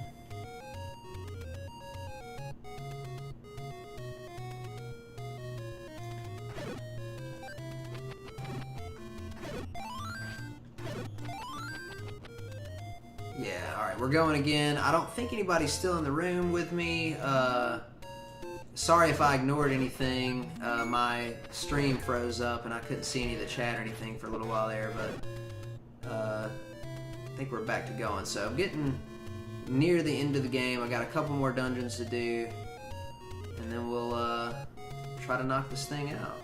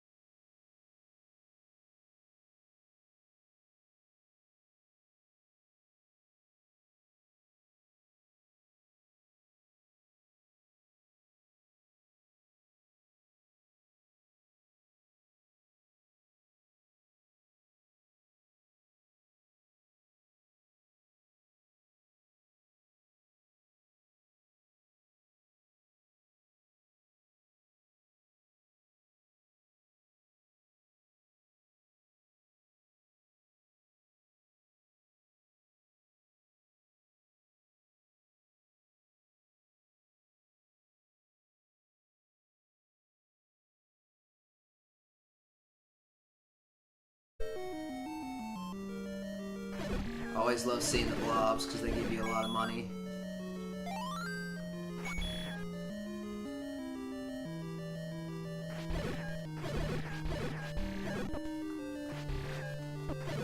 Oh boy. It's never good when you're taking damage and losing your ability to shoot your you lose your ability to shoot your weapon by getting hit by a bat. I don't think I can bomb any of these, but I just want to double check. Okay.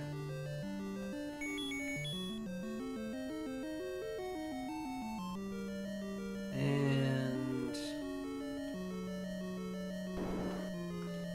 oh boy. Okay, this is gonna be a tough room.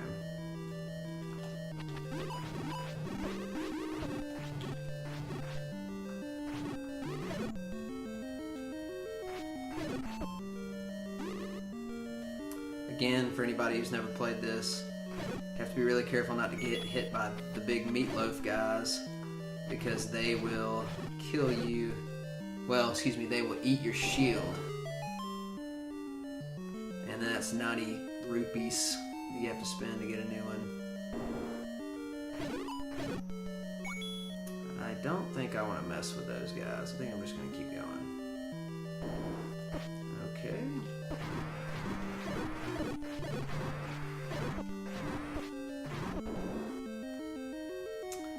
I forgot that that guy was a mini boss here. Alright.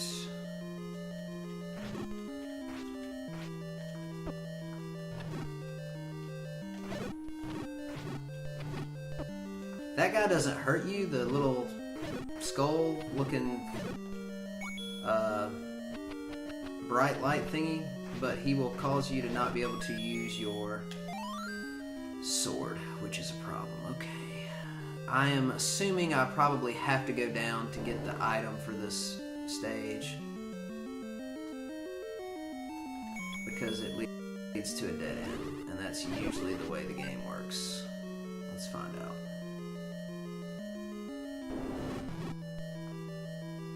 And I really wish I'd hit those guys with the Master Sword, because then those bats wouldn't have come out.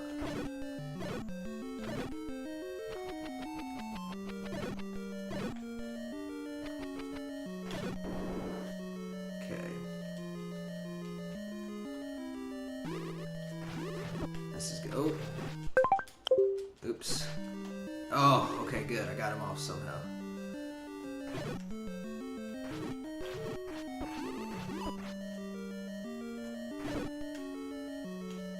You know what? I'm not even going to play around. I do not want to lose the potential chance at beating the game without losing a life or using a continue or whatever. So I'm just going to go ahead and use that up, even though it unfortunately occurred not on a boss.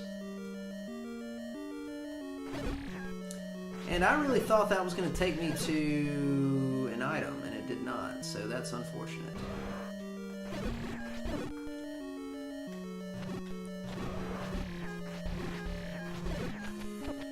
Oh boy.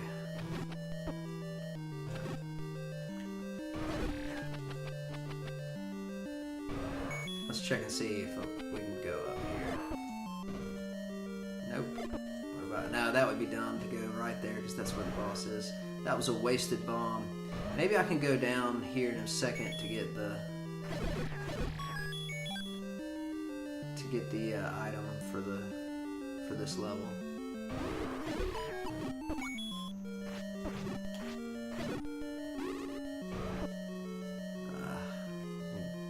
Need to try a little harder here.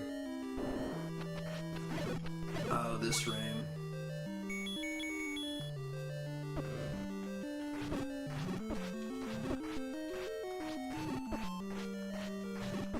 God, these guys are so tough. They do so much damage.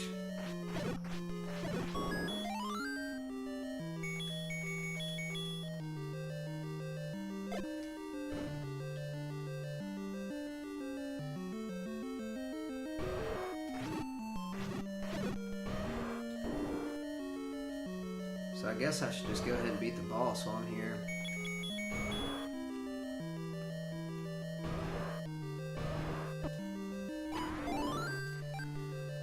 I'll just go ahead and get this item, or excuse me, get the Triforce, and then I'll just head back out to the beginning of the stage, and just go from there and try to go back in and find the item again. Alright. So Dexter, it looks like you're still around, or maybe potentially, so if you're still there, feel free to ask me any questions or comment. I'd still like to know if you have any special games you like to play, kind of like I go back and play this one. Or if you, with the earlier conversation, did you ever play Smash Brothers or any of that stuff too? That'd be cool to know about. And I gotta remember where to go here. Let's see. I think it's up top.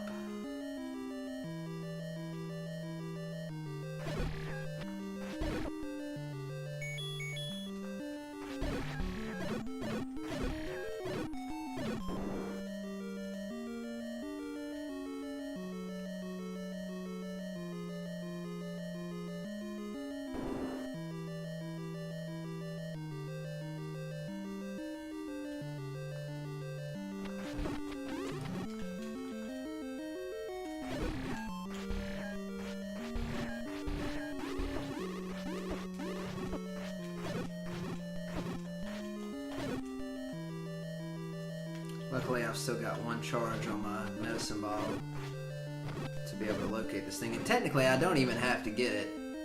That's the funny part, is that I don't have to get the candle, but I might as well.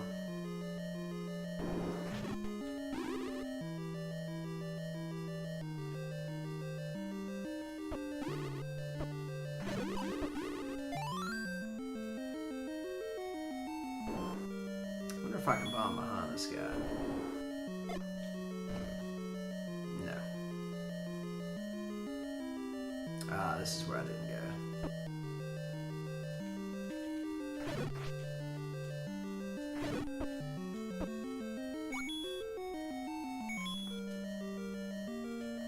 Dexter, not having played Zelda but watching you, I'm noticing that a lot of weapons disappeared in Zelda 2. I like the bows, bombs, etc.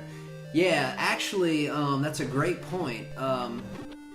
If you ever happen to go back and watch the Zelda 2 run that I did, or if you saw any of it Sunday, one thing that I pointed out was that in Zelda 2, you know, it follows the same format in terms of getting to the bottom of a castle and getting a new item. But in that game, one thing that a lot of people that like the Zelda games don't like about Zelda 2 is that the items that you get in the game aren't really active items. Like, you can't use them against enemies. They're more like checkpoints. So like a lot of times the item that you get in a Zelda 2 dungeon is the item you need to get to the next dungeon that you have to, you know, to get to on the map. So that whole game is mostly just spells and your sword and your shield, whereas this one is, you know, revolves heavily around your ability to use a secondary item, and in each dungeon you get, you know, at least one. So I think you noticed that I'm missing one slot. That slot will be filled by the wand, which I can actually, oh, the wand is in this board.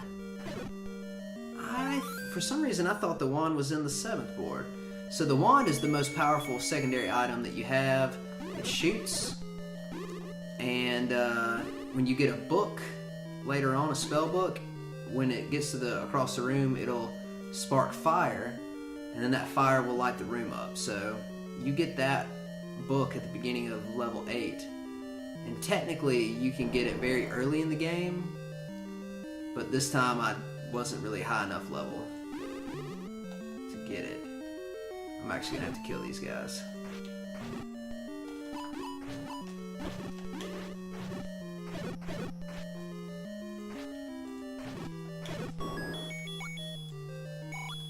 Alright. But if you've ever played, Dexter, if you've ever played any other Zeldas, then you'll know that Super Nintendo Legend of Zelda: Link to the Past is basically like a graduated version of this game. It functions in the same exact way. It's top view. You got your sword and your shield, where really you're mostly just using your shield as a weapon, but you have all these secondary items in the in Link to the Past that are active items like this game. So you get the boomerang, you get bow and arrow, and I'm actually thinking that at some point in the future, within the next week or so, I might actually try to stream Legend of Zelda: A Link to the Past, because I have not played the game. I've maybe played the game like one time in the last 5 years, and I don't really remember everything about it, so I think it'd be fun to play, even though it would take several sittings because it's a lot longer than this game. So we just got done here with the 6th level, and just need to make our way over to the 7th. I'm probably going to do that by going back to the beginning.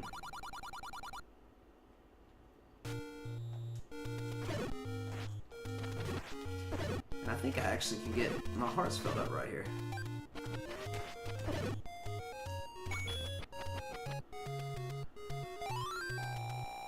There we go. Whoops. Alright. As you can see, I'm playing this on Nintendo Wii U. It's just easier for me personally to stream. I don't have my old Nintendo anymore, so I have a lot of these games digitally purchased. And I actually really am glad that Nintendo did this. I don't have a ton of Nintendo Wii U games, like Nintendo for the Wii U. I've got a few, but not many. But the main reason that I really like the system is because I'm able to play all these older games on the gamepad. So I was really glad that Nintendo decided to do that. I'm going to attempt to go ahead and go in this dungeon with only one charge of my potion. Hopefully that won't be a mistake.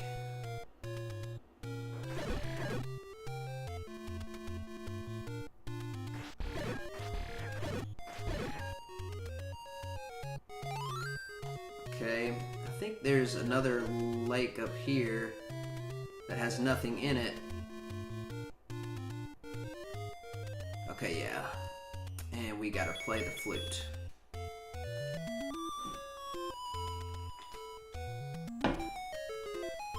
There you go, another one of those cryptic NES moments that you would only know if you watched an older brother play when you were a kid, or if you had Nintendo Power.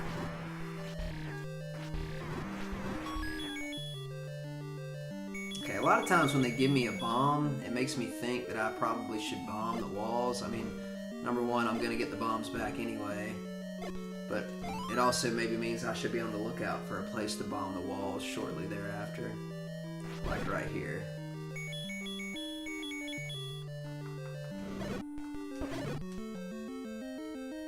Let's see if it'll let me.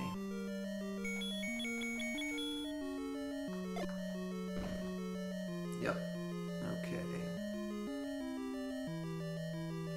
Now the 7th and the 8th dungeons are going to be a lot bigger and more complicated, especially the very last one, the 9th one.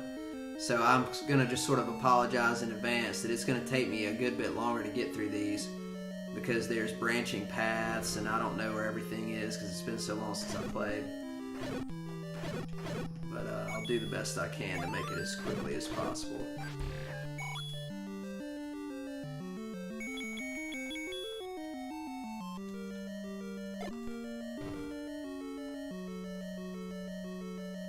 I doubt that I can bomb up here, but I'm going to try anyway. Okay. Probably should run and check these rooms down here. Make sure I'm not skipping anything. So this dungeon will definitely have the red candle, which will just simply replace the blue one. It will allow you to use the candle more than once in a room.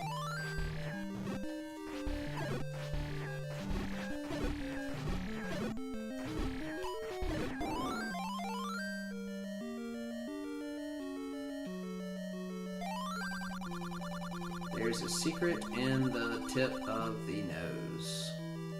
So if I recall, the tip of the nose, I think he's referring to this board. Uh-oh. I'm gonna have to refresh here. One second.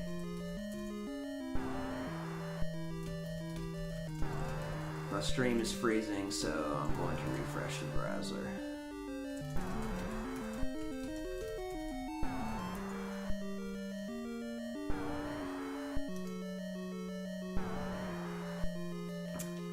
I don't know if it's my computer or my internet or what's causing that to happen, but occasionally it'll freeze up. I'm not sure if the chat is freezing, but I just go ahead and refresh it anyway, just in case, because I want to make sure that if anybody ever asks a question, that I'm able to respond to it.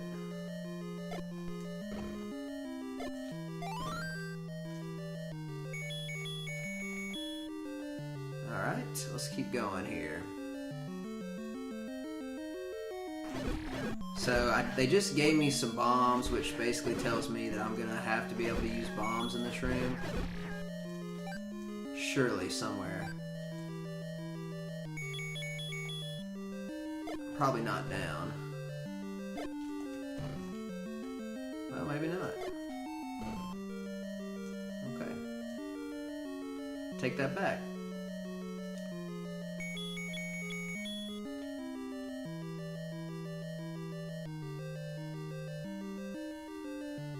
Okay, so Dexter, if you happen to see this or you're still around, are you able, like, has the stream frozen on your end? Like, has it been running pretty smoothly, or is it basically just my web browser that's freezing? Because it might just be the web browser as opposed to my recording software.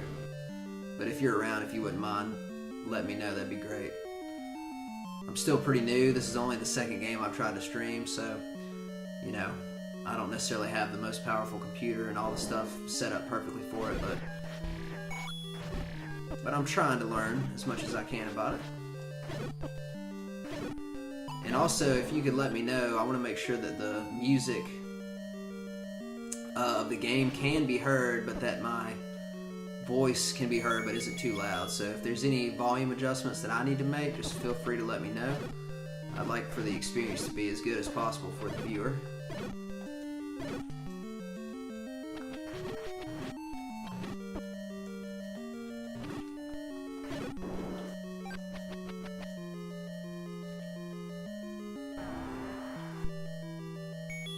I wonder if this guy's going to give me the map. Or these guys, I guess I should say.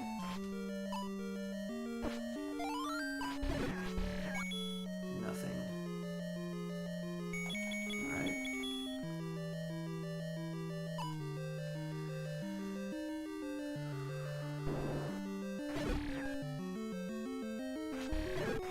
I probably don't have to kill all these guys, but a lot of times in these bigger rooms, if I can, without taking too much damage, I try to kill everybody. Because sometimes there are rewards, and then other times they open up something. Okay, so Grumble Grumble, this is the whole reason I bought this piece of meat. This is the only time in the game you have to use it. You just have to pay, you know, 60 rupees to get this piece of meat to give to that guy in this one place. And like, back in the day, if you didn't know it was coming, you just got there and you just couldn't go forward, so. Cool, man. You said the volume's good. I appreciate you letting me know. So anyway, yeah, pretty cryptic moment there. If you don't have the meat, you literally cannot continue in the dungeon, and you would have to just figure out that you had to go back out and, you know, buy some to give to this guy. Okay, so the guy earlier said there's a secret in the tip of the nose. So if you look at the map here, it looks like a dinosaur head or something. And you can see the nose, the very last room. I bet there's like a place where you can bomb to go down.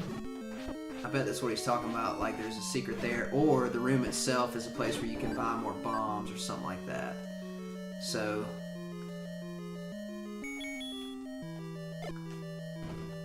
I'm gonna keep bombing any place. Alright, we're going to the eyeball here. Okay, good. This is probably going to allow us to get to either the location that's going to lead to the boss, or this will lead us to the red candle. Oh, good. Bombs. I need those. Okay, sweet. We got the red candle now.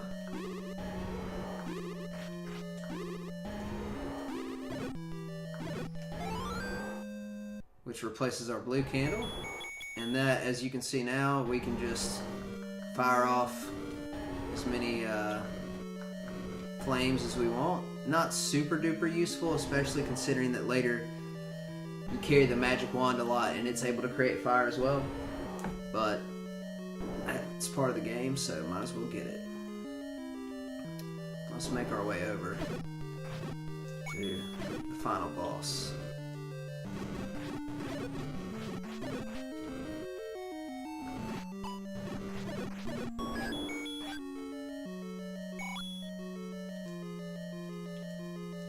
I don't think I can bomb here, but I'm going to try anyway.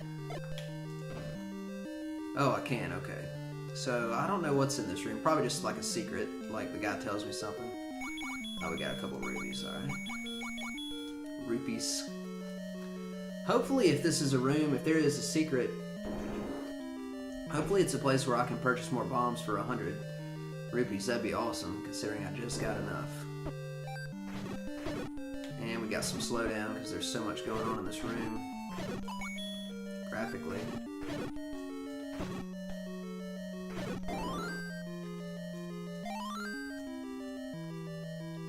Okay.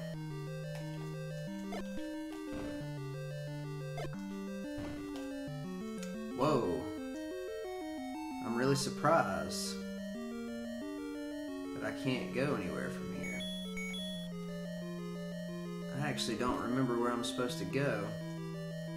I'll have to make my way back down. Let's check out the rooms that I haven't hit yet. Okay, this is where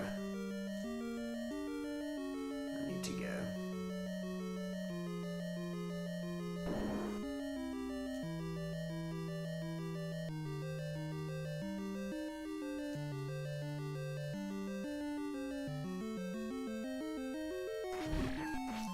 I feel bad that I'm having to backtrack, but it's been a while since I played the game, and I actually don't remember where the secrets are in here that I'm supposed to do. So maybe in the next room, I've got to find a way to go up or right. Maybe I can bomb that. No? Let's see. Dexter says, I don't think I could have gotten through this as a kid. The dungeon would have taken me a week to figure out. How hard do you remember the game being? Well, when I was a kid, I started playing this game when I was 4.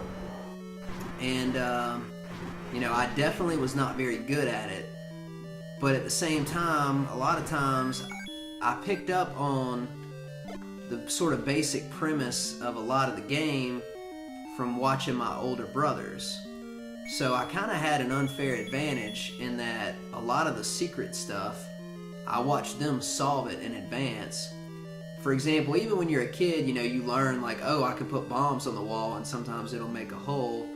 So when those things happen, it just gives you like a much better chance at, you know, learning how to beat the game, if you will. So I remember it being pretty hard, and I think if I recall correctly, that first issue of Nintendo Power had a map in it of the game and maybe some hints. I bet you'd like to have more bombs. Yes, I would. Awesome.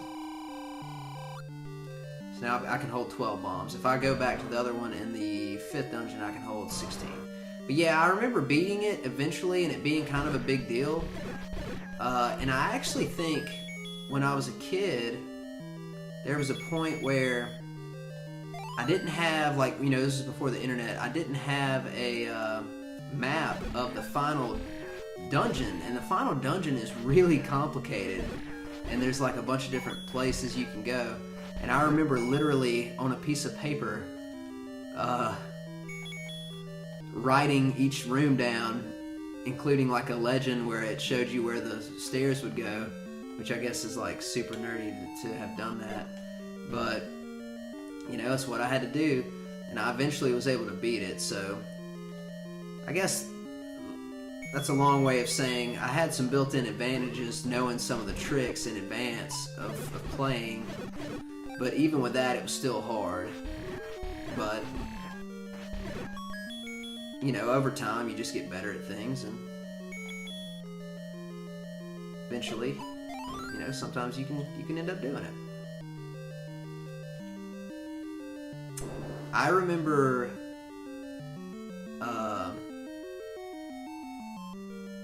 Zelda 2 being significantly more difficult.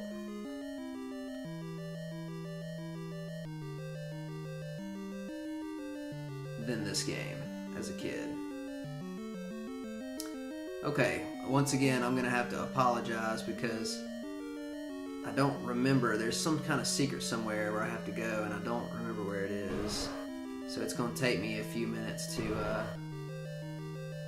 go through here and find where I'm supposed to bomb.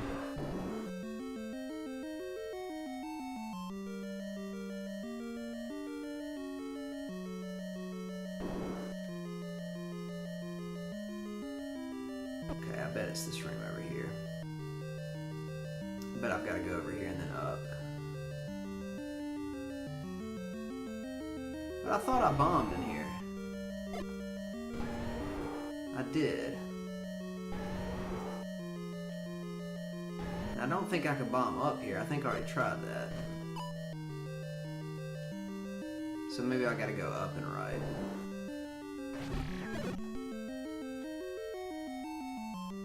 Surely there's not a bomb to be placed in this room. No, it's probably the next one up. So again, sorry for anybody watching. Sorry this is taking me a minute to figure out. I think I have to bomb down here, right here. I did not mean to do that. No, that's still not right either. What am I missing?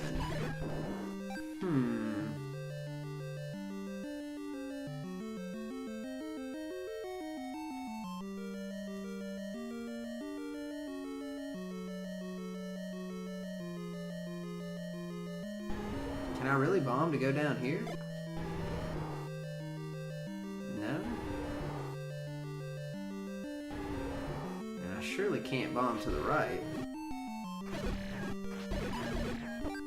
And I guess I gotta try. Oh, it did work. How about that? Well, that was not very smart of me. Let's see.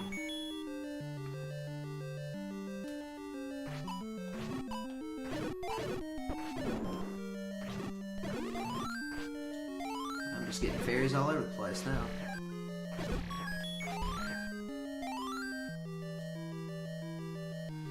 He said there's a secret in the tip of the nose. I'm gonna go here first to try to avoid using a key if I don't have to.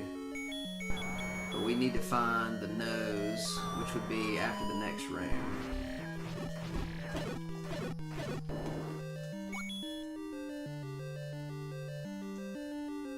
So if there's a tip of the nose, there should be able to bomb here. There we go. I bet this is the staircase. Okay, yeah. And I bet there's hands that come out of the wall here.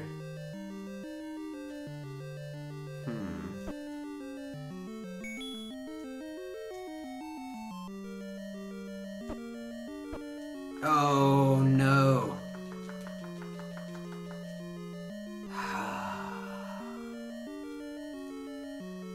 That's terrible. Okay. So I'm gonna have to be a lot more careful about that. Every time those hands get you, you go all the way back to the beginning, but at least I was on the right track. That's definitely the place that you have to go. Alright, I promise to be way more careful this time. This is taking... this dungeon is taking way too long.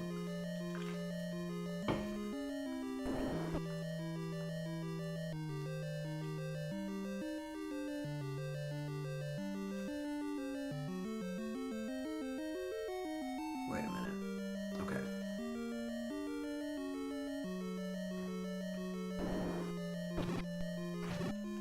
Let me go ahead and kill everybody in here just because a lot of these guys drop health. Try to get some hearts back before the boss fight. Which, this one is either a second version of the dragon from earlier, or no, I believe this one is the same as the first boss. It looks like, it's like a dragon, but it looks kind of like a unicorn thing. I think there's two of those guys in the game. And then I think the 8th one is the two-headed dragon.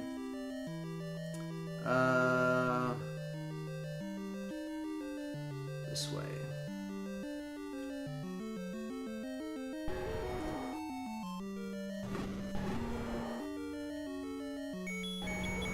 See if they give me any health.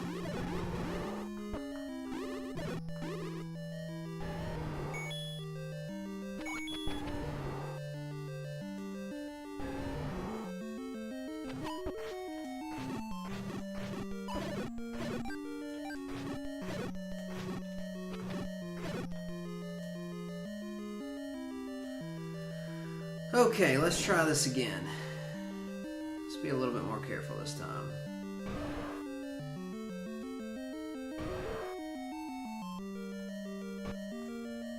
In fact, I think what I'm going to do, just to be super careful, is I'm going to try to draw these guys out and actually kill them.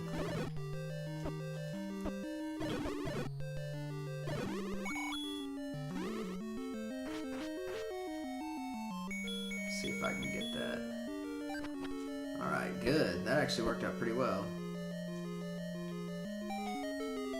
Alright, we're in business. So let's just kill this boss and we'll be good to go. See, Dexter says, what other games do you see yourself streaming? Well, last week I did Zelda 2. This week I did Zelda 1. I kind of like doing retro games because they're just sort of my favorite to play as in general. And I'm thinking for the Zelda 30th anniversary, it'd be kind of cool to do a triple stream. So if I can beat this one, and I've also beaten the second one, I might try to beat the Super Nintendo version, Legend of Zelda: A Link to the Past. And other than that, I'd really at some point like to do a quick run of Shovel Knight. And sometimes I play like Hearthstone, but I'm not super good at it. And recently I've been playing a game called Darkest Dungeon. I've only played it a couple times in the last few weeks because I've done other stuff, but it's a new game that just came out a little while ago, and I really like it. So, but mostly retro games, you know, games from Super Nintendo era. I might do some like Punch-Out,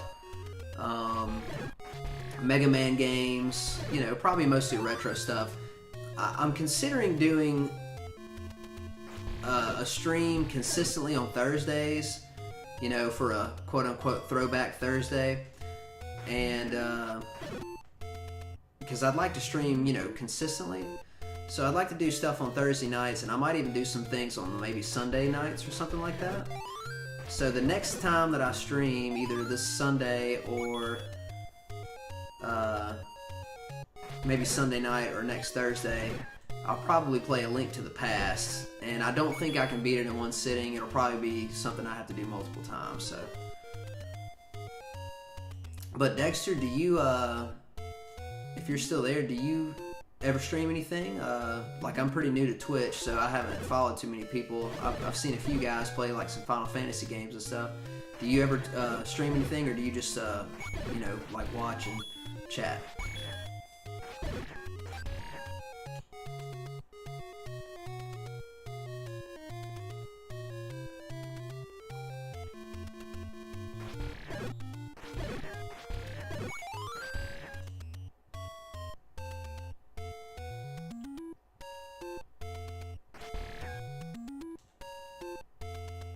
Okay, it's going to take me a minute to remember exactly where to go. I already opened the 8th level, but I don't exactly remember how to get there. It's over here somewhere in these forest areas.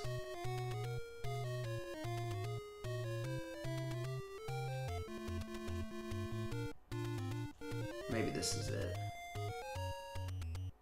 Close.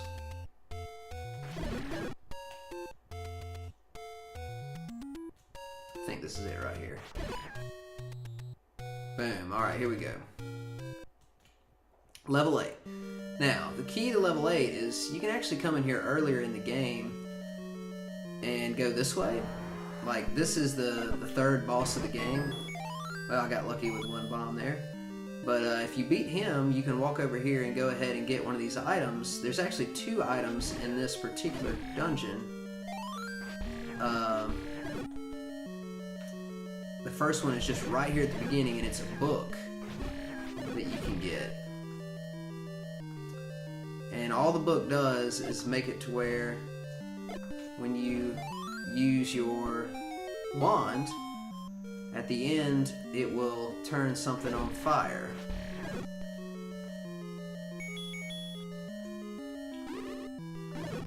So right now, as you can see, the wand gets to the end of the board and it just goes away. Now that I got the spell book, it will cause a fire, and that will also light the room up. So now at this point, I usually carry around the wand almost exclusively. Dexter says, no, but I think streaming would be fun. It's fun for me to watch. Yeah, just keep streaming what you really enjoy to play and talk about. Cool, man. I really appreciate you watching, and you know, let me know what you like and dislike and whatnot, and I'm glad that you're learning a little bit about the game. It's fun for me to just play and talk aloud about what I'm doing, so it's been a lot of fun for me.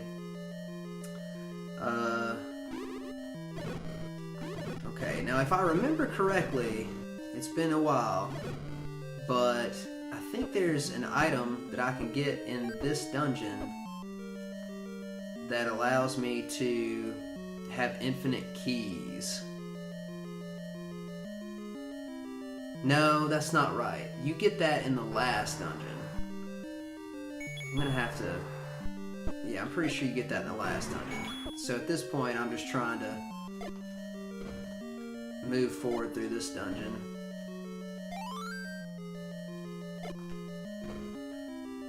And get through it. Alright, I hate these rooms with these dark nuts in them.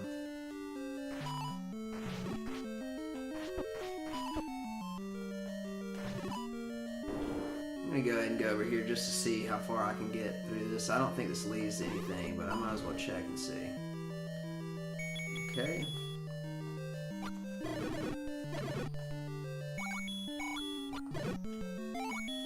As I mentioned, you can kill those little rabbit guys with your sword. It just takes more hits, and it's just easier to kill them with a bow and arrow, even though it costs 1 rupee to shoot your arrow. Alright, so I'm going to be forced to kill these guys.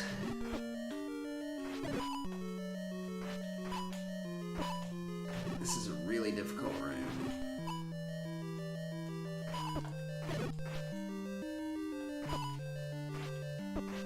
Oh, I'm not doing too hot right now. I might end up having to go out of here later and get another medicine bottle.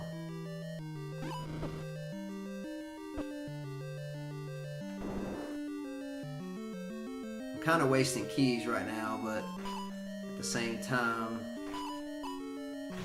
I'm just trying to get through here as quickly as I can. Oh, that's so huge. Okay, good. If I could get another one of those, that would be a lifesaver.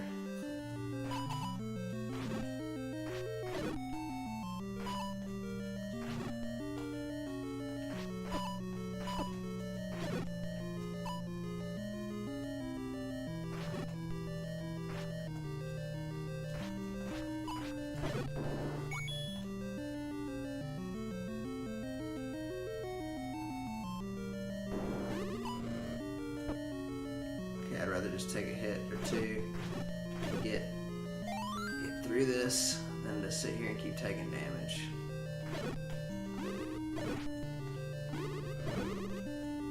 Alright. This dungeon is probably going to take me a few minutes to get through, kind of like the other ones. Oh boy. Like the previous one, just because there's a lot of paths in here and I don't remember exactly where everything is. Although it does appear like I'm near the boss. He's probably in this room up here, but I can only get to it by walking around, I'm sure. Oh, maybe not. Let's find out.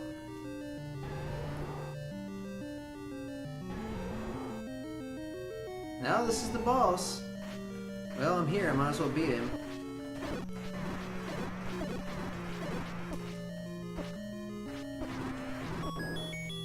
Okay, now, instead of walking out just yet, I'm at least going to explore the rooms that are immediately around me. I'm pretty confident, I'm fairly confident that there's a second item in this dungeon, and it's the only thing missing in my inventory other than the piece of meat that I used earlier. At the top right, there's a space for the master key, and it opens any door, and it would be very, very, very helpful to have that going into the 9th and final dungeon, fight Ganon. So I'm at least going to look around and see if it's up near here for a minute. 10th enemy has the bomb. I don't know what that means.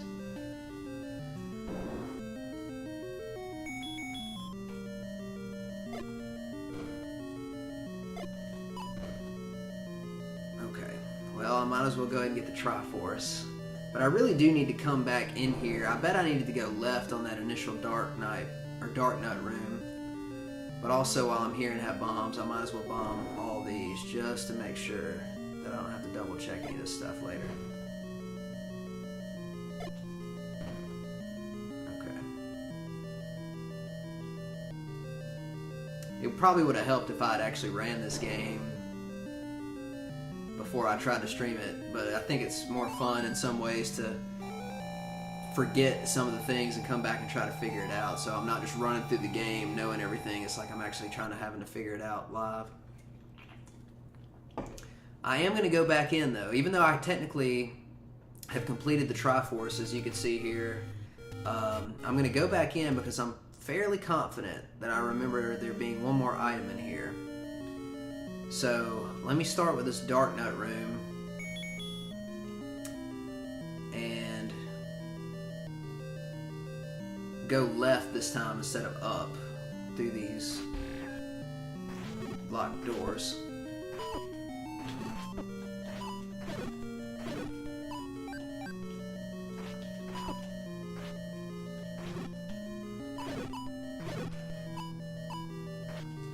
Okay. One more to go. Here we go.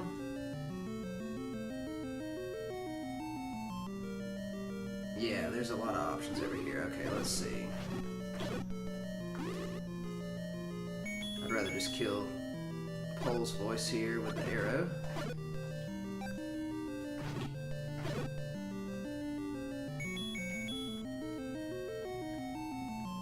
Excuse me. Okay.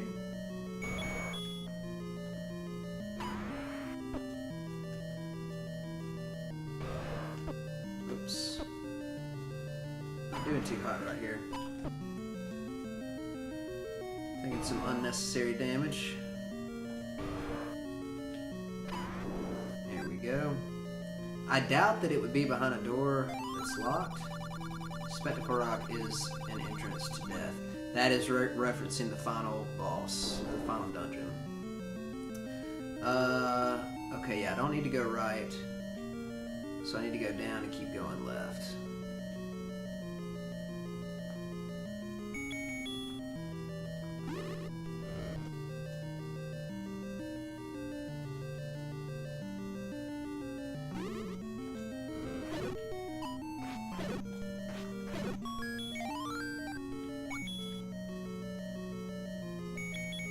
only places I could go are down or left. I don't think that there's a place to bomb here. So now I'm kind of stuck, but I never found the map to this place either, which is curious.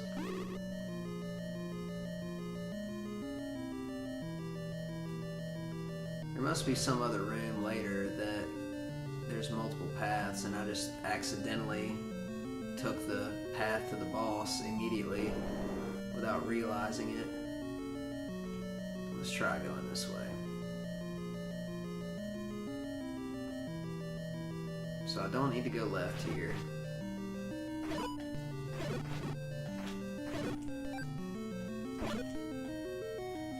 Alright, good. Getting more bombs is always a good thing. Maybe I can bomb this way? No? Let's see. Dexter says, was lore or story important to you, or did you just really like the gameplay mechanics? I missed the beginning of the stream, so I don't know if they assigned any lore or plot in the beginning. Well, actually, Dexter,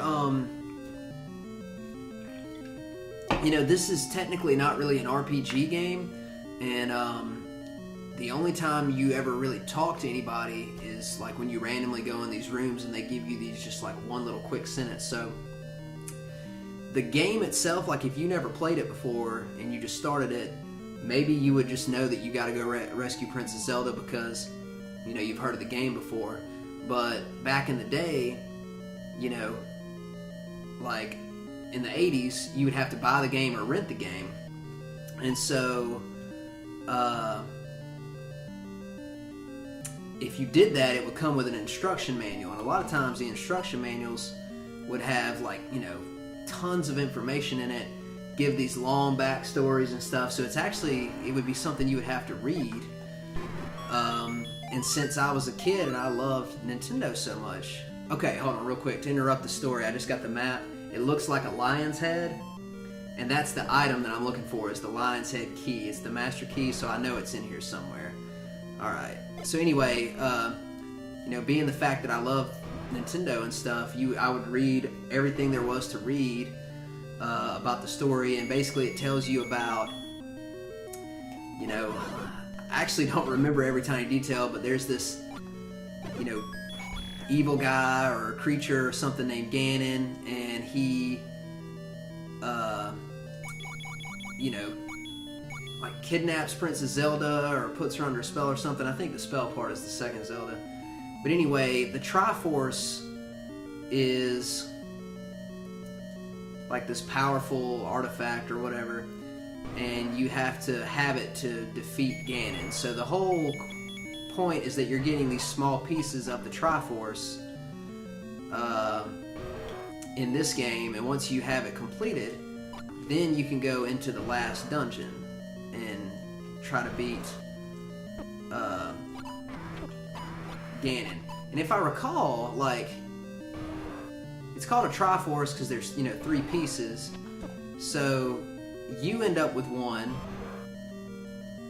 I think maybe Zelda has one, and then I think maybe Ganon has one. So you have to get all 3 of them and bring balance to the, you know, I'm technically balance, I'm using Star Wars terms, but just bring balance to the world of Hyrule. And it says, sorry for typos, I'm on an iPad, no problem. Feel free to type as much as you want. It actually is a lot more interesting for me to answer questions than just talk randomly. But yeah, so there is a storyline. I don't remember everything.